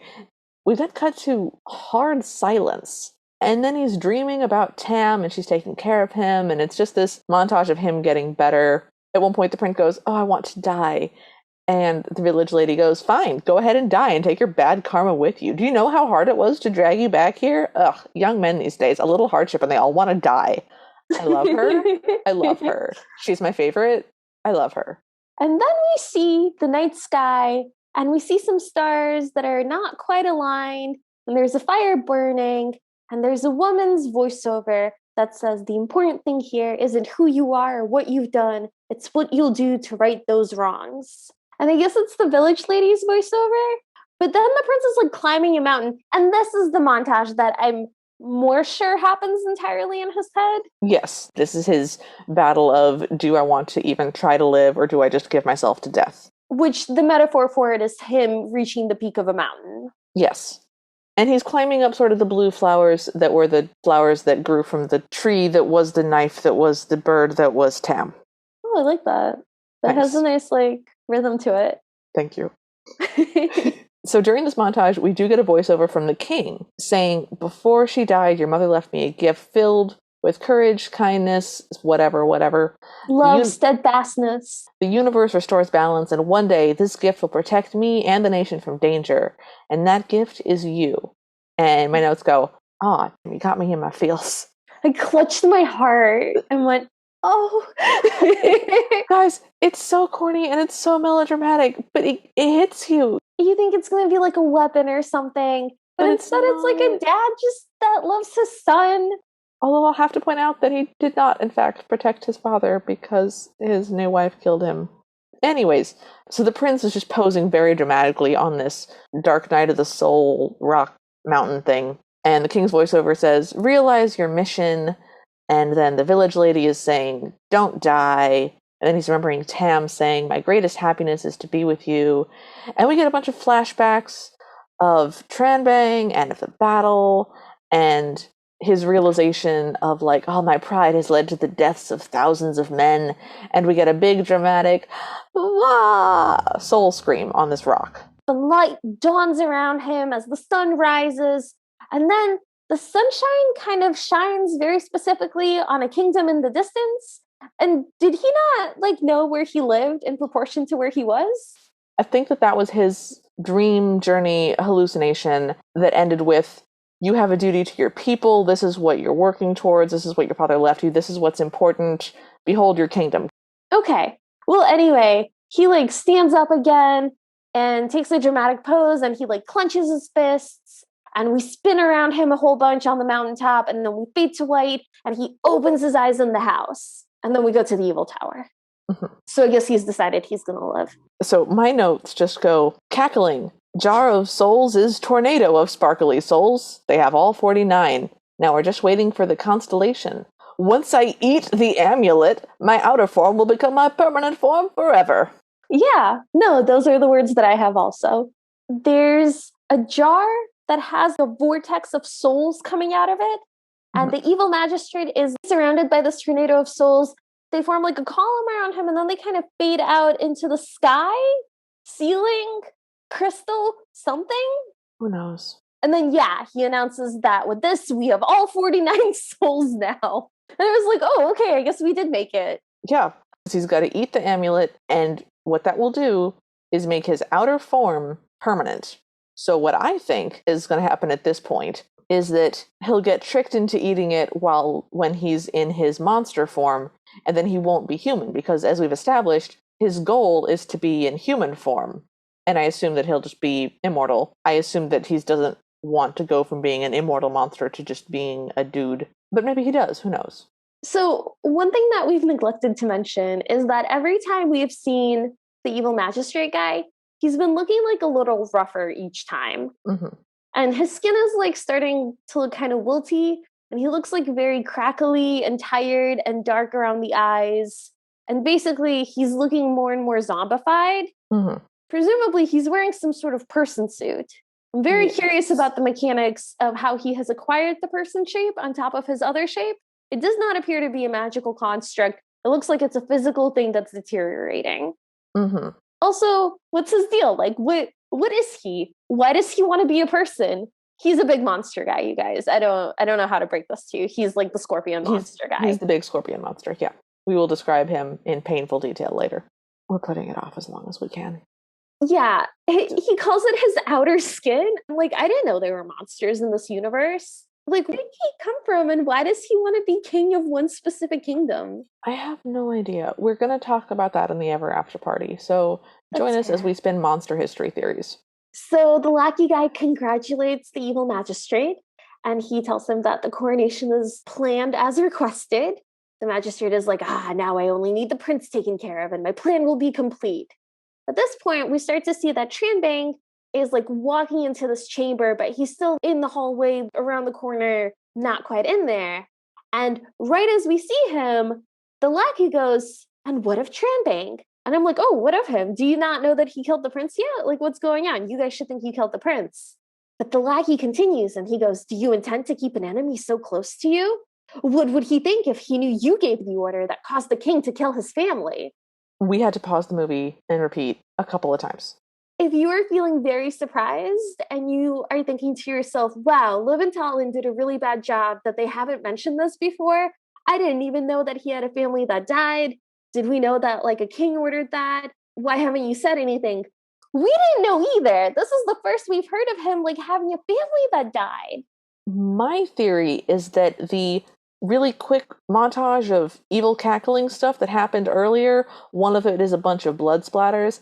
I think that what happened is that was the evil magistrate guy killing Tranbang's family in like the uniforms of the king, like that the king had ordered it. And that is the reason that Tranbang agrees to betray the prince, because he believes that the prince gave the order to kill his family. That's what I think happened, based on literally nothing, because there is nothing explained to us whatsoever. I mean, what you've said sounds fairly reasonable. And if I had seen it happen, I would be like, okay, I guess. We did not see that. That wasn't shown to us. Nope. This is the first we've heard of it. I'm making this I'm up. just going with it. Whole cloth. It's just the only thing that makes sense, and we did see some unexplained blood splatters, which could have been the soul gathering, which we also know was happening. So, guys, we're giving you as much information as we possibly can. We'd love to know what you think happened. Watch this movie. We dare you. I just don't understand how Tranbang knew his family died if he was on the field of battle. Did someone come to him to tell him, and then somebody else came to him to get him to betray the prince? He didn't ride off the battle at any point and then come back. I don't know. It doesn't. Okay, anyway, so Tranbang, of course, hears this and yells, "So it was you!" And he attacks, and the lackey kicks him. And then the evil magistrate whips around, and we see his face close up, and he's got a scary zombie face, and he goes, "Roar!" And his evil bony tail comes out and gets pointed at Tranbang. And Tranbang goes, "It was you! You killed my family! You made me do wicked things! You made me kill the prince!" And he's tail whipped into the wall, and the magistrate cackles. And we're like, okay, I guess he's dead. He's not dead now, guys. But we think he's dead. Then we immediately transition to a shot of the fruit, the golden apple fruit. Echoing with evil laughter. So I'm like, is the fruit a portal to all that's evil in the world? What's happening? But before I can really think about that for more than a second, the sweet fruit breaks open and sort of dissolves into bubbles, and Tam is there from Bubbles. Exactly the same way as the fairy godfather appeared. Exactly the same fog of bubbles assembles into a vaguely person shape, and then a shimmery person appears, and then she's there, and she's wearing all white. Mm-hmm. And she sits next to the prince, and she touches his face, and he sits up and is like, "Oh my god, is it really you?" And it's a really touching moment. Like, he hugs her really close, and he cries. Like, he's crying, and he goes, "Am I awake or dreaming?" And she says, "And all this time I never left you." And at that point, he's like, "Oh, it was you, the bird, the lilac tree. And she nods and she's tearing up to you. And he's like, I always felt you were near. I missed you so much. And he's just crying and he hugs her. And he says, not a moment has gone by that I haven't thought of you. Please promise to never leave me again. And he holds her tighter, but she doesn't promise.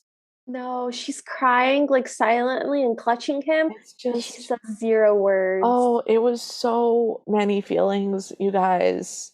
Because it's not a kiss scene. He's just hugging her. Mm-hmm. And it's just, oh, it's so sweet. It's so touching. And we cut directly from that to Luke asleep on a rock, waking up as a bird poops on his face. Yeah. And he still has the bundle and he like clutches it to his chest and sits up and he looks into the distance and he sees something like smoke. Yeah. And it's the little house that Tam and the prince are in. And also somewhere the villager lady, presumably. Presumably, at this point, we started wondering where she was. So Luke just walks into this random hut and goes, I need some water. And then sees the prince and he goes, oh, Your Highness. And then Tam walks in and Luke panics and walks into a door. And then he has sort of crossed eyes and he staggers about and looks at Tam again and goes, a ghost? And faints. And then it's nighttime. And the 3 of them are just in the garden. The prince standing at the front and Tam and Luke kind of standing on either side of him behind him. He's got the bundle and he opens it and it's the imperial seal. Like, we're supposed to know what that means. Mm-hmm. And he asks Luke to take the seal to the generals and get the remaining armies together. And I will battle Tauhawk to the death. And it turns out that the evil advisor magistrate guy had a name and it was Tauhawk. I stopped writing evil advisor in my notes about 2 scenes ago and just started writing big bad evil guy. So then the prince looks Luke in the eyes and goes, Luke, thank you. And they clasp hands and Luke is elated. Mm-hmm. And then we get like a training scene of the prince alone in the forest with a stick. And then we get shots of Luke talking with generals, but it's just like montage music. And then the prince is training. And then there's meetings. And then the prince does acrobatics alone in the woods. And then there's vocalizations. And then the prince jumps off a tree into the air. And then the general in armor nods very seriously at whatever Luke is saying to him. And the prince spins more into the air. And then he comes home to Tam. And she steps aside to reveal his sparkly armor. And they hug. And she looks off to the side. And the lady is there. The village lady whose house it is. And she disappears in a burst of sparkles. So I guess it was the fairy godfather all along. I have nothing to add to that, except for this. My note goes, he's practicing getting over being gut stabbed. He's definitely a little inconvenienced by being gut stabbed. He's training. I get that we're getting a training montage. I was just confused at first. And now we're on a battlefield. And the prince is giving a big speech about fight with me to the last breath. The fate of the nation depends on this. And it's real quick, but we pan past the city, and by the big bridge, we can now see a giant statue. It's a statue of a minotaur holding a scale, like Lady Justice. Yeah, that never comes back, but it's very big. And clearly, like, somebody spent time making it in CGI. I was baffled. And then my note says, the prince flies into the middle of the army. The way I have spelled this is F-L-Y-E-I-S, and then I just caps lock and just smashed the F-I-E-L-S buttons simultaneously over and over again. I just want to say that Luke has 2 swords, and I think that's very cool. Mm-hmm. That's all I have to add to that. The prince has flown to the middle of this bridge and is just in the middle of an army just fighting the entire thing off single-handedly. Yeah, he's fighting like 3 guys at once, and we keep zooming out and then zooming in, and it's very, very shaky, like someone's shaking the camera as they zoom in and out. Mm-hmm. And it was very confusing. I wrote red helmet guys bad, ? I gotta read you my notes again. Big fights, many stab kicks. He's surrounded by a ring of guys holding pikes, and he just walks forward, and they walk with him. Then he does flying spin tornado kick, knocks them all over, runs up dude to fly over wall, and runs to the palace. And stab, stabby stab. Everyone is doing very good choreography. Yeah, no, that's exactly right. And then Luke and his army are right behind him, so either they all flipped over a wall, or the gate was, like, openable this whole time. Don't think about it too hard. Okay. And then we're like inside the palace now. So I guess the army is like reached the capital, but it's their army. I don't know who they're fighting. I have to be honest. I don't think they're fighting Qinlaw soldiers anymore. Yeah, this is 100% a political thriller at this point. The lackey general has a section of the army that is loyal to him and the big bad evil guy, and this is now a civil war. Okay, great.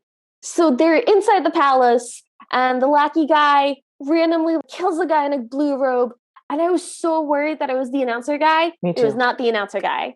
And then he yells, "Who else does not bow?" And everyone's bowing, and then the announcer guy, who is alive, it's fine, lifts up from his kneeling bow while everyone else is bowing and shaking, and in a very uncertain voice goes, "I dare." It's great. I love him. The lackey guy goes in to stab him. So we then get a close-up of the magistrate's face, and he is looking progressively less and less human. My note says, "Scabbing to death, ... His face is also like very bloated now. He still has evil eyes. Yes, but his skin is now like leprously white, and he has big, dark zombie eye circles around his eyes. He's quickly approaching like Lord Palpatine levels of evil space wizard. Exactly. So the lackey general goes to stab the messenger, but hears the sounds of battle outside and decides not to. As the doors to the palace open, the lackey throws a knife at the prince, who stabs it away from him, and they have a big fight. Luke rushes over and says, "Leave him to me." At this point, I was like, oh no, I don't think Luke is as good as this guy. Yeah. Like, I was like really worried. He's just giving the prince time. He's gonna die. He's not planning on being able to kill the lackey general guy. My note just says, messenger says, "If you kill me, I'll haunt you." Yeah, the announcer guy that we love with the fan, he's like trying to still sass back, even though he's almost dead. The prince rushes in and stops the messenger from being killed and says, "Treasonous fool, you die," and flies 40 feet through the air to stab the evil magistrate, but is unsuccessful because the giant bony flesh scorpion tail smacks him away. And then Tran Bang shows up and fights the magistrate, but he gets scorpion stabbed. And then we get the back. From the back. And it like lifts him and flicks him away. It's very dramatic. Stabbed all the way through his torso. Oh, it's so dramatic. And then we get a really dramatic shots of the planets aligning. And my notes go, I swear to God, if the muses from Hercules show up, this is my favorite movie ever. And then Luke and the lackey are having their fight. And it looks like maybe Luke is winning. The announcer messenger guy is like running out of the palace of servants and just going, "Run, blood, hurry up, run." It's great. And we see Cam. Cam is still alive. She's crawling away, and she stops at the feet of somebody who is dressed all in white. It's Tam. And the camera slowly pans up to her face as Tam like towers above her. It is so good. With just a very stony expression, because we've seen Tam have sad expressions and we've seen her be happy and sort of serene. This is a very stony expression. Yes. And I really liked it. It was very intimidating. And so Cam goes, "That's impossible. How are you alive?" And she stands up and goes, "Why do you keep haunting my life?" and goes to slap Tam, but is grabbed by a guard. Tam orders her to be put into prison. Well, Cam is also screaming "die" as she goes to like... Yes. I don't know that she's going to slap her. She's got an arm raised to attack her in some way. Yes. We cut back to the throne room where this battle has been happening. And the prince is holding Tran Bang in his arm, and Tran Bang is dying and says, "Please forgive me." And then he dies. So, just to remind you, he has these red streaks in his hair. He's laying collapsed in the prince's arms. Very that famous statue of Mary holding Jesus. It's the Pietà. The Pietà, yeah. He's got a little bit of blood by his lips, and then 3 fingerprint smears of red going down one cheek very artistically. This whole thing is very aesthetic. And the prince closes his eyes and there's sort of sad choral music. To be clear, he closes Tran Bang's eyes with his hand. Oh, yeah. That's a good distinction. And we cut back to the evil phallic palace now. We didn't tell you this, guys, but every time we've seen the evil palace, it has a very geometric floor design, and it's always been lit by very red lighting, but it's blue now. My notes go, all caps, 18 minutes left. Guys, I know you've forgotten because I forgot. There's still a werewolf that's going to happen in this movie. Yeah, have you figured out how the werewolf comes into play yet? We didn't. We had many guesses. We had not. So the prince storms into this lair. We get a shot from above of him standing on this glowing blue geometric floor, and he yells, "Tau Hawk, come out here. Now we will decide who lives and who dies, and it will not be as easy as you think." Which, like, I've heard better boasts. Definitely. The magistrate comes out now, and my note just says, "Leprosy zombie Nosferatu now, but growly." I wrote Rotten Man. And then we had to pause the movie. Not yet. They're circling each other on the perimeter of the room. Yep. And it's very dramatic, and they're doing it very slowly, and there's weird growling noises. And then something very strange happened, and we needed to pause it multiple times to process it. Yep. Liv, do you have an explanation for what occurred? I do. Okay. Unfortunately.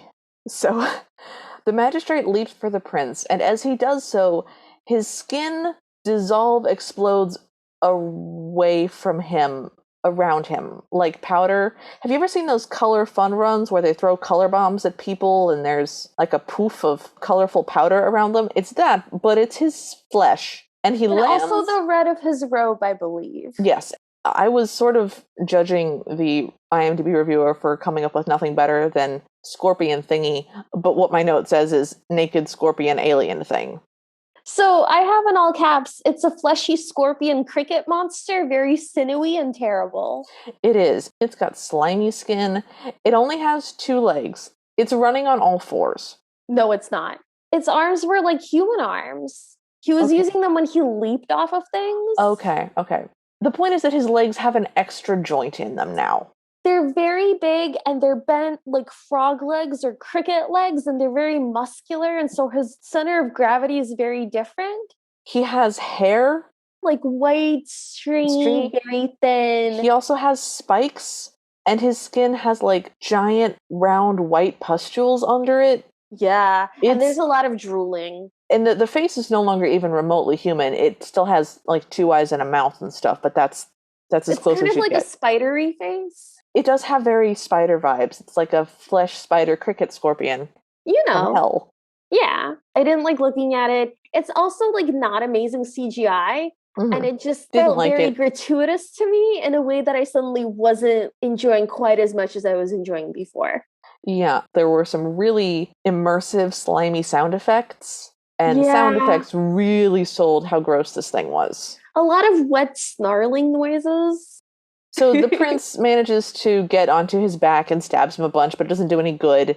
There's just a big fight. The prince gets flung through the air. He loses his sword.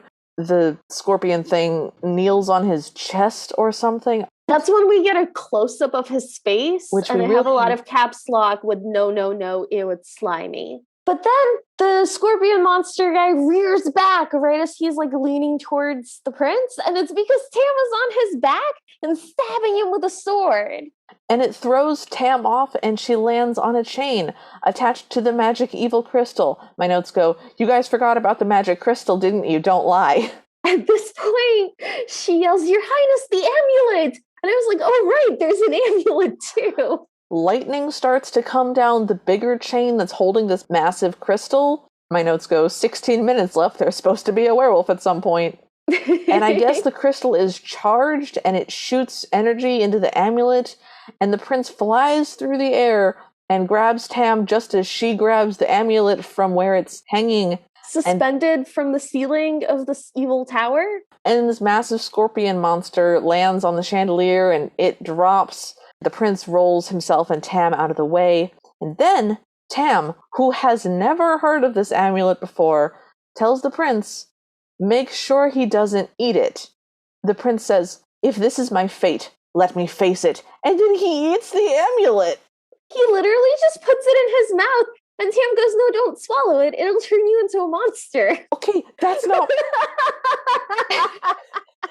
At this point, I realized that if you have all caps turned on your computer and then you try to turn it on again, it doesn't go into extra all caps. There's not like a bonus all caps. We paused it at this point, and I said to Liv, I'm not even going to bother turning my caps lock off because I'm sure whatever follows this is going to be bananas as well. And it was. So, one, this is my first point of massive confusion. What we've known about the amulet up to this point is that it makes your outer form your permanent form forever. That's the whole reason that he wants to eat it. Which, if he ate it now, would just leave him as this giant scorpion flesh cricket forever. Which, by the way, is about as large as an elephant in comparison to the prince in terms of size. I don't know how he fit in a person shape before. He's not a shapeshifter. I don't know. Okay, I'm sorry. So anyway, we have a werewolf transformation scene. Yep. It's so classic. We start with a hand and it grows claws, and then he growls and shakes, and then we look at his shoes and like his claws break through the shoes. And I have in all caps, this is a very different movie now, ? Very gross skin-like texture on the werewolf monster. He's like very weirdly bent legs and very muscular tail. So not literally a werewolf, but roughly the shape of a werewolf, and he transforms very similar to a werewolf. He does have like a very muzzle-like face, but he's not covered in hair. He's like a cross between Thundercats and the Scooby-Doo from the live-action Scooby-Doo. I wish you hadn't said that, but that's very accurate. He's got blue hair on his head, and he's covered in, like, gross skin, like sort of a pelt almost. It's not fur, but it looks sort of leathery. And his skin looks like gray, black, blue, kind of. So they punch each other through the floor into the earth through, like, a series of craters. And they just fall down, and I guess they're, like, underground. And Tam just looks down through the crater and just looks, like, mildly perturbed, like, nonplussed. We now have purple glowing crystals, which I'm a huge fan of. I thought I was, again, hallucinating those. Yeah, we just get glowy purple crystals, and sometimes they break, and the crystals sort of turn into bubbles. They're very sparkly.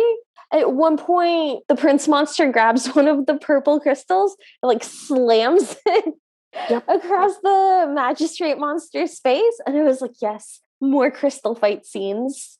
Yep. So the prince werewolf has grabbed the scorpion monster's arm and is holding it and attempting to break it or bend it in some way or something. It's like an arm lock. Yeah. The scorpion tail, which is, all prehensile, stabs the prince a whole bunch. In the back. Yeah. And the prince finally breaks this monster's arm and grabs the scorpion tail and stabs him with his own tail, which I guess is death. We get this triumphant music, but when they show us shots of the prince werewolf monster, there's like weird green light shimmering through his skin, and it seems sickly. It's definitely the poison. It's definitely meant to represent the poison. Oh, the poison for Cusco? Cusco's poison? Cusco's poison? Anyways, so the prince climbs out of this hole and he roars, then he sort of staggers, and Tam is, concerned and tries to approach him, and he's like, "No, stay away, I'm a monster." She goes, "No, I'll never leave you." And he looks like Thundercats. It's great. And she touches his wound, and he collapses. He puts his hand up and he says, "No matter how many lives you've been through, you've always been beside me. I love you." And then he dies. Yeah. He dies. And his hand falls from hers dramatically in slow motion, and then lifelessly bounces up and falls again. This is the only time that we really get a close-up of the CGI fur on him, and it's like the CGI fur in Cats. It's so rough. Physically, it made my skin crawl. Tam is just sobbing and shaking him, crying, "Your Highness, Your Highness." She has never called him by his name. She only calls him Your Highness, which is very formal when you're married. We cut back to the murder bridge where everybody's dead, except for Luke. Luke is still alive. And so is the messenger dude. And they're all just walking around, listening to sad music as they check all of the obviously dead people for death. We keep zooming out to see that there's a small circle of death, and then it expands out, and it's just a lot more death than you think there is. And only one person standing, and then we go to a different character, and then we do the same thing. And then we pan to the sky, and we hear Tam crying, "Why?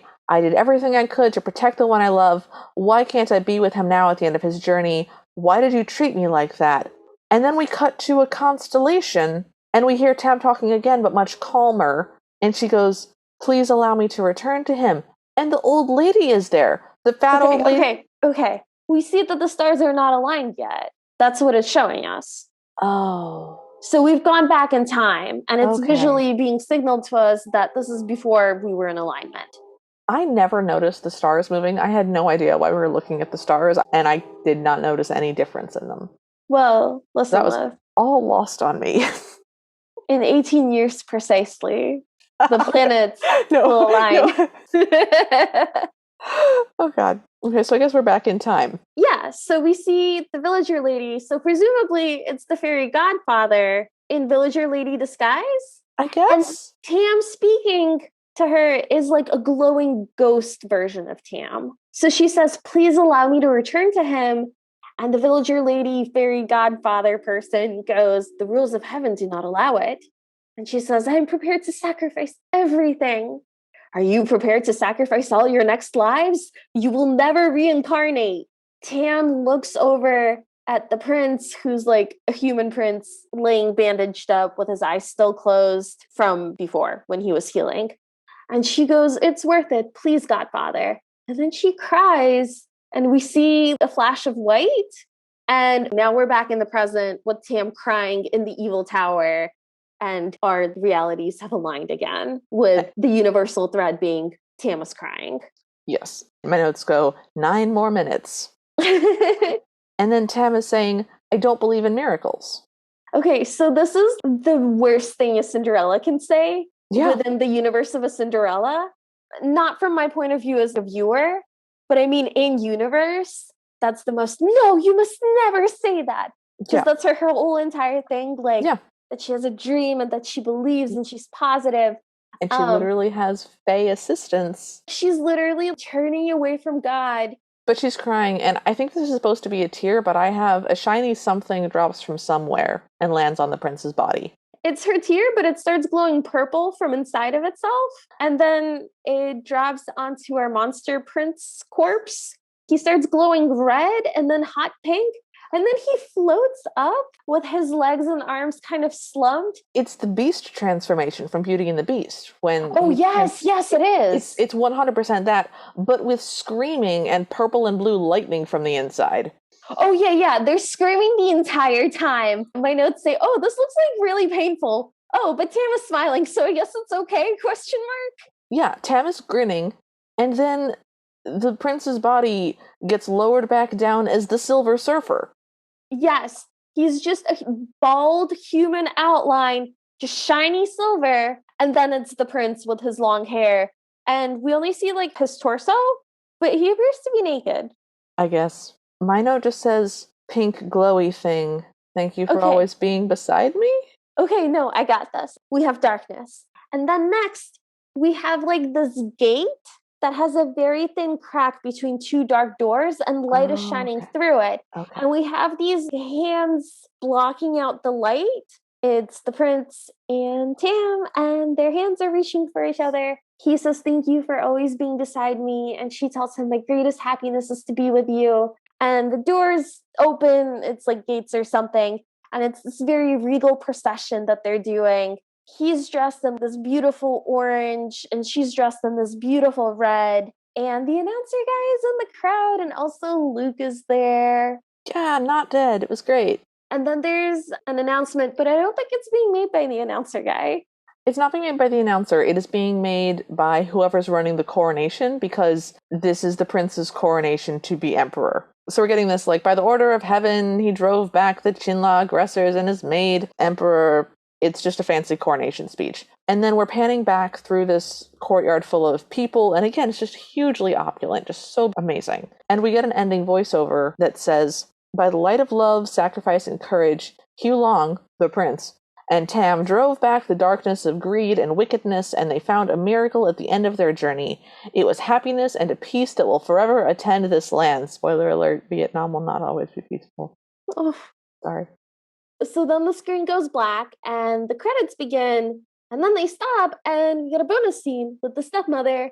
And at first, I thought Cam, because she's wearing red. But no, it's Tam. Yes. And they're sitting at the end of this very long table, and they're both looking straight ahead and not at each other. And it's already very weird. And the stepmother her eyes are full of tears, but not like sad tears, like almost angry tears, and she's like shaking. Something is so wrong. And Tam goes, please eat, mother. And I still think it might be Cam because she calls her mother also. Yeah. And then like I'm looking at her face and it's Tam. She looks very self-satisfied, very confident, and she's still looking straight ahead, but she has handed the stepmother a bowl with rice and then like some meat on top. Yeah, or like a dark sauce or something. And I'm like, oh, is it poisoned? The stepmother takes the bowl, again, just like aggressively trembling, and picks up chopsticks and just starts to messily shovel this rice into her mouth from like an inch away, still just shaking uncontrollably. And the tears that are filling her eyes spill down over her cheeks. And we just watch her, like her whole face is trembling. And she closes her eyes and sets down the bowl of rice as the screen fades to black. And Talon and I are like, what just happened? I was like, well, this has given me zero closure. I don't understand what's happened. I feel like I've missed something bad happened, but like I don't get it. It turns out this is a reference to the actual folktale Tam and Cam, in which after Tam comes back, reincarnated as a person again, she tricks Cam into getting into a hole in the ground and then pours hot water over her, making her into like stew. It's the same way that you prepare like a fish sauce. I don't like that information. Too you bad. didn't have to add that. Too bad. It's a sauce. And then she serves it to the stepmother, claiming that it's a gift from Cam. And the stepmother is like, oh, this is delicious. And she eats it. And a crow flies over their house and says, oh, look, the mother is eating the body of the daughter. Oh, delicious. Save some for me. And she dismisses it. But then when she gets to the very bottom of the pot, her daughter's skull is in there. And she dies from the shock of it. So that's what happens in the traditional story.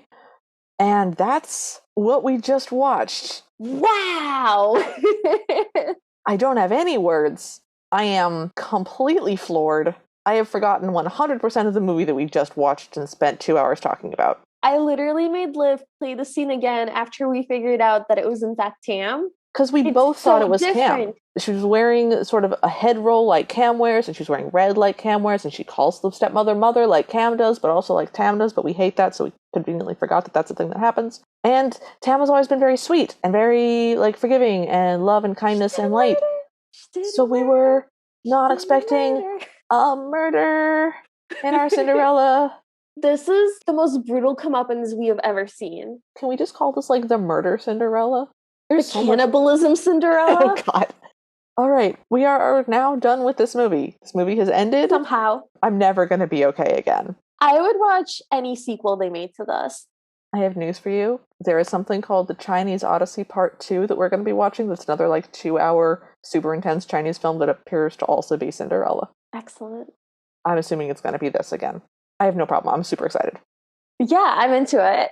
So, Talon, what were your highs and lows for this movie? Oh my god, who can even say this? This was like 5 movies in one. Which plot arc was your favorite plot arc of this? Okay, I actually do have an answer. My favorite plot thread, character / arc / movie is Tranbang, the beautiful best friend with long red hair and the like shaved sides. He's so good at everything and he's so smart. He's the prince's right-hand man. But then he betrays him in the darkest hour. But then it turns out that he had been lied to, manipulated, and he redeems himself by saving the prince with a last selfless act and dies in his arms. It's a finally forgiven. It's a great romantic arc. It's powerful. Yeah, so I was very invested in the Tranbang saga. Rightfully so. So my low is Tam, and it makes me very sad to say that. But for me, she was the weakest part of this film. I just didn't feel like we got a sense of who she is as a person outside of her interactions with the prince. I didn't know if she was kind, or if she was hopeful, or if she was clever. Yeah. I just didn't have a sense of who she was other than her being hurt and her crying and being mocked by the fairy godfather. I wish that the moments they had chosen to show us were different moments. I think that would have been really fun. It's nothing against the actress. It's against the scenes that they chose to write. How about you? What are your highs and lows? Okay, so I'm torn between the moment when we figured out that it was Tam and not Cam at the end was Yes. made me really happy just for closure and sanity reasons. But I think my high of the actual movie is the post-marriage breakfast that Tam and the prince are having. Where he's so like, cute. I'll look at you forever because I love you. And her being like, okay, but if I die, I really want you to marry again. I don't want you to stay single and be lonely because I have had that exact conversation in inverse with my husband, who is a solid generation older than me. It was so cute and it was so sweet. And we get to see a different side of the prince being playful and having fun and being teasing and being happy. And it was just so sweet. And it just pulled all of my heartstrings out. So that was easily my high. It was also like stunning visually. The soft yellow colors they were wearing, and those red butterflies like flying up in a column around them. I literally thought those were the flowers on the trees that had just come to life for no reason. I mean, also a possibility. Also possibly that. Yeah, who knows? My low is the fairy godfather in his Gandalf form. He was terrible. It was a stupid wig. It didn't look good on him. It wasn't convincing. There are old people. You could have just gotten an older person. He looked like he was Dominic Wintergarden about to go work at Santaland. It was ridiculous. Wow, that's a throwback. I didn't like him. He shows up and just makes fun of her and is mean and helps, but in like a very unhelpful way, and doesn't listen and doesn't show empathy. Yeah, like, why does he suck? I didn't think he needed to suck that much. I really would have preferred if it was like a dead fish ghost that was like, my bones are now your shoes. Mm-hmm. As much as I didn't like watching the fish die in the other one, I really like the through line. Like, that's how the story goes and it makes sense. Oh, no, I'm so sorry. My favorite part is that they did not make us watch a bird and a fish be murdered on screen. I really enjoy it when my movies don't force me to watch animal murder. I love that. It was surprisingly tasteful and considerate. They got the point across without making me feel very emotionally, personally attacked. Yes. So what would you change about this movie? What one thing would you change about this movie? I want them to simplify the battles for me. I don't understand what the significance was of them pointing at maps and making a plan, and then them changing the plan, and then them being ambushed, when they could have just simplified it. They could have said the plan with the advisor in the room and been sabotaged, and then next time secretly said the plan without the advisor in the room, and then they were still sabotaged, and that's how we know that it was Tran Bang. Yeah, that would have also worked. I found some of the political narratives confusing. And I just also want to understand what happened with Tran Bang's family. Did the prince know that they were killed? I need more context. Some of the things that they said happened, they should have shown them happening. So I guess I want this movie to be longer somehow. Oh God, is what I'm saying. What is wrong with you? No, I reject the premise. No, I needed more scenes. I didn't understand. Too many things happened off screen. Okay, you are correct that too many things happened off screen. I don't think the answer is more movie. I don't know what to do. Maybe split it down the middle, 2 movies. One ends at the Cinderella ending, and the second one is just a wild sequel. Sold. I would accept that. Great. Okay, what would you change? I would remove the entire evil minister and his entire soul arc, amulet, monster thing, because it doesn't actually matter to the plot at all. You can keep the evil minister, but he just doesn't have to be magic. No, you don't even need him. Like, I'm talking about getting rid of him and his entire story arc. So the stepmother decides to kill Tam. She does. She still goes to the palace and is like, my daughter matters, promise, deathbed, new wife, great. And then, because he spurned a political marriage to a neighboring kingdom, you can have political strife without an evil scorpion minister. So you can like the evil scorpion minister. The amount that I enjoyed it, I think, outweighs the story benefits or detriments. Okay, it was really fun, but it would be a really concise story to be like, cool, marriage, and then murder, and then a new marriage, and then I'm trying to sabotage the prince because then I'll be queen because he's still in love with his dead wife, and there's still sort of an army going on, and the prince doesn't have to get betrayed. He could just get hurt in battle, like you do, and then Tam gets reincarnated again and finds him and nurtures him back to health. and then kills the stepsister and does a fish sauce death. Like, you didn't need the evil bad guy. I think you are like actually correct that it would be a better movie. I really like the bad guy. I don't know. I don't know if I want a better movie. That's fair. I can certainly see your point as well. So, do you think our listeners should watch this? Oh, absolutely. This is just like such a fun blockbuster movie, and you should absolutely check it out. The special effects are really fun. All of the scenery is gorgeous. The camera effects are like very silly and very dynamic, and everything's a little bit overacted, but in like a really, really good cheesy way. Mm-hmm. It's just like very good, fun movie watching experience. I completely agree. With the caveat again of don't try to take notes, just stock up on snackies and fun drinks and blankets and watch this on the biggest screen you possibly can with all the surround sound or noise canceling headphones or whatever. This is a great date night movie. Mm-hmm. You'll talk about it forever. There's a lot of different characters to like be interested in and to root for. If you like a romance, there's a romance story. If you like political intrigue, there's political intrigue. If you like high fantasy evil monsters, you got high fantasy evil monsters. This truly is a story for everybody. Yeah. Yeah. Will you ever be watching this again? Yeah, I'm already plotting to make my husband watch it. I've been trying to like tell him bits and pieces of what's been happening, and he's been very interested. But then I kind of overplayed my hand and I was like, "Oh, do you want to see a trailer? It's pretty cool." And he was like, "No, I'm good." So I don't think I'm getting very far. I told my husband the plot of this movie as fast as humanly possible at like midnight, and he gave me that look of, interesting. So I don't know how many of my actual words he heard, because he might have just not heard any of them. So yeah, I still think I have a pretty good chance of getting my husband to watch this, and I am so excited, and I definitely will be watching this during I get my friends high and make them watch ridiculous movies, because I would love to watch somebody just super stoned try to follow the plot of this movie. I think that would be hysterical for me. I'm low-key considering doing it possibly as soon as next week. Right? I want to watch this again like tonight. It was so good. So what is your final grade for this movie? My final grade for this movie is an A-. Okay. I really, really, really like this movie, but my problems with Tam are kind of too big for me to like fully enjoy it. Okay, that's fair. I just don't like her very much. I want good things for her, and I like it when she's happy, but I don't like enjoy her scenes very much. How about you? What's your grade? I think I'm going to give this a B-, because I did have a really good time watching it, but so much of it wasn't Cinderella.